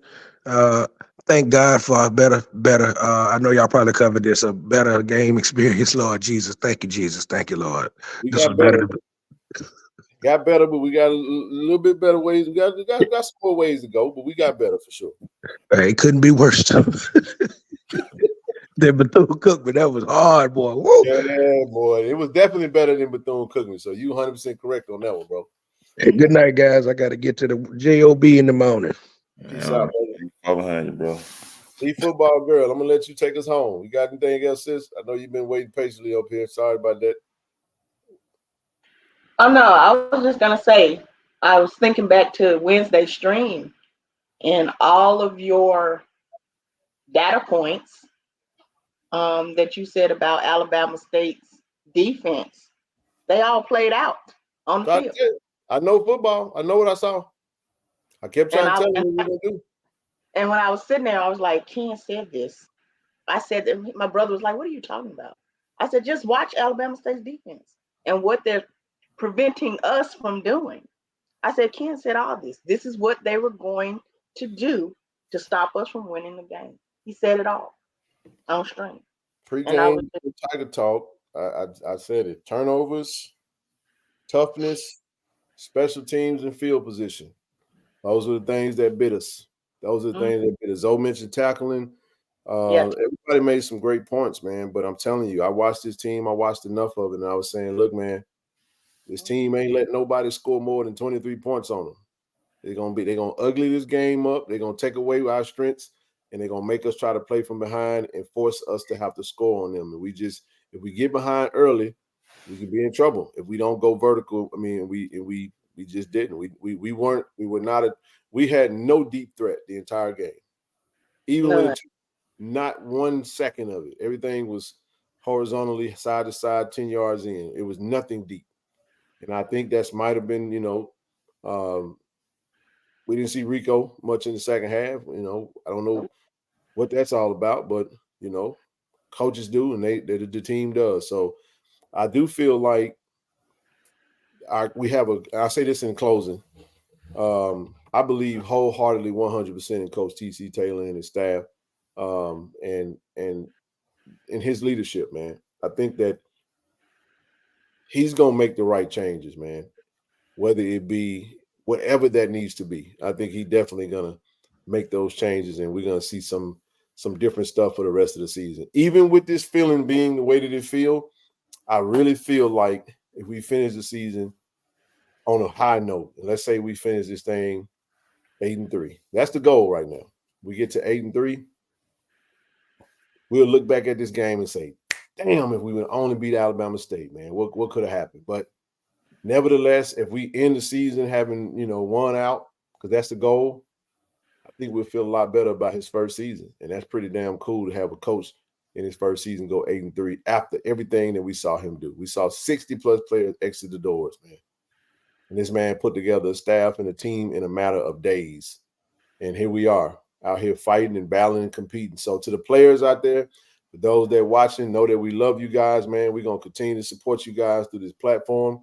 To the coaches, we got number love for you guys, man. We're going to continue to support you guys through this platform and do everything that we can, man, to support you guys in whatever way that we can. So continue to love this team, continue to love these coaches, continue to support, continue to show up to the games. Man, don't mail it in, man, because we lost yesterday. Please don't, Tiger Nation. Keep doing it. We got a JSU by 40 campaign. It's a lot of work that goes into this, man. That's what we do. We're trying to get to the Valley game next week. So, feel free to. We'll be back on tomorrow night to our regular show, 7 p.m. Pacific, 9 p.m. Central, and we'll get into some more specifics. But I did want to say, man, thank y'all for coming on. Like I said, I wasn't planning on for it to be this long. So tomorrow it might be a short one. So just know we'll be back on. But I appreciate everybody for coming up. If you did not come up tonight and you want to come up tomorrow night, come on up and let's talk some football, man. But that's all I got tonight, y'all. Like Sean said, NIL. That's right. Go Tigers. Hey, appreciate you, man. Hey, no problem. I appreciate you, brother. So win, lose, or draw, JSU by 40. As always, man. Hey, look, I throw this up there. We still D standard now. We got those hoodies on sale right now. I mean, go ahead and put that pre-order in, man. KC 1400 Media. Go grab you one. We rocking them joints for the Texas Southern game, man, in a few weeks. So Go grab that hoodie. Go grab you some merch. Appreciate the support. If you want to donate to this platform, you can donate via Cash App, PayPal, Zelle. And like I said, we'll be back tomorrow, man. Do y'all love? Appreciate it. Oh, yeah, man. Let me know, Kent. Who got me this game? Oh, your brother Juan, man. Juan. Appreciate you, Juan. Appreciate you, brother. It's been put into use ever since I got it. Trust me. That's dope, man. All right, man. Y'all have a good night. All right, brother. Peace out, man. Yes, sir. Peace out, everybody. Do y'all love? Go Tigers, baby. Great day to be a Tiger. JSU by 40 campaign. Coach Taylor, I was just thinking, I was sitting in my office and we were talking about Jackson State athletics, the tradition of Jackson State. You played here. What if 50,000 alums gave $40 a month for 12 months? Man, that would be huge. That's money in the bank for Hey, athletic well, program. let's do this, Coach. I'm challenging all 50,000 alumni of Jackson State University, supporters, fans. Let's give $40 a month to JSU by 40 campaign. 12 months, 12 million. September to August, let's win championships in the classroom. Let's support Jackson State University. Let's support athletics. And let's make sure our coaches and our student athletes are successful. So again, Coach Taylor and I are challenging you, all 50,000 alums, $40 a month for 12 months to support Jackson State athletics. Go Tigers. Go Tigers. Support the JSU by 40 campaign. Visit gojsutigers.com/JSU by 40.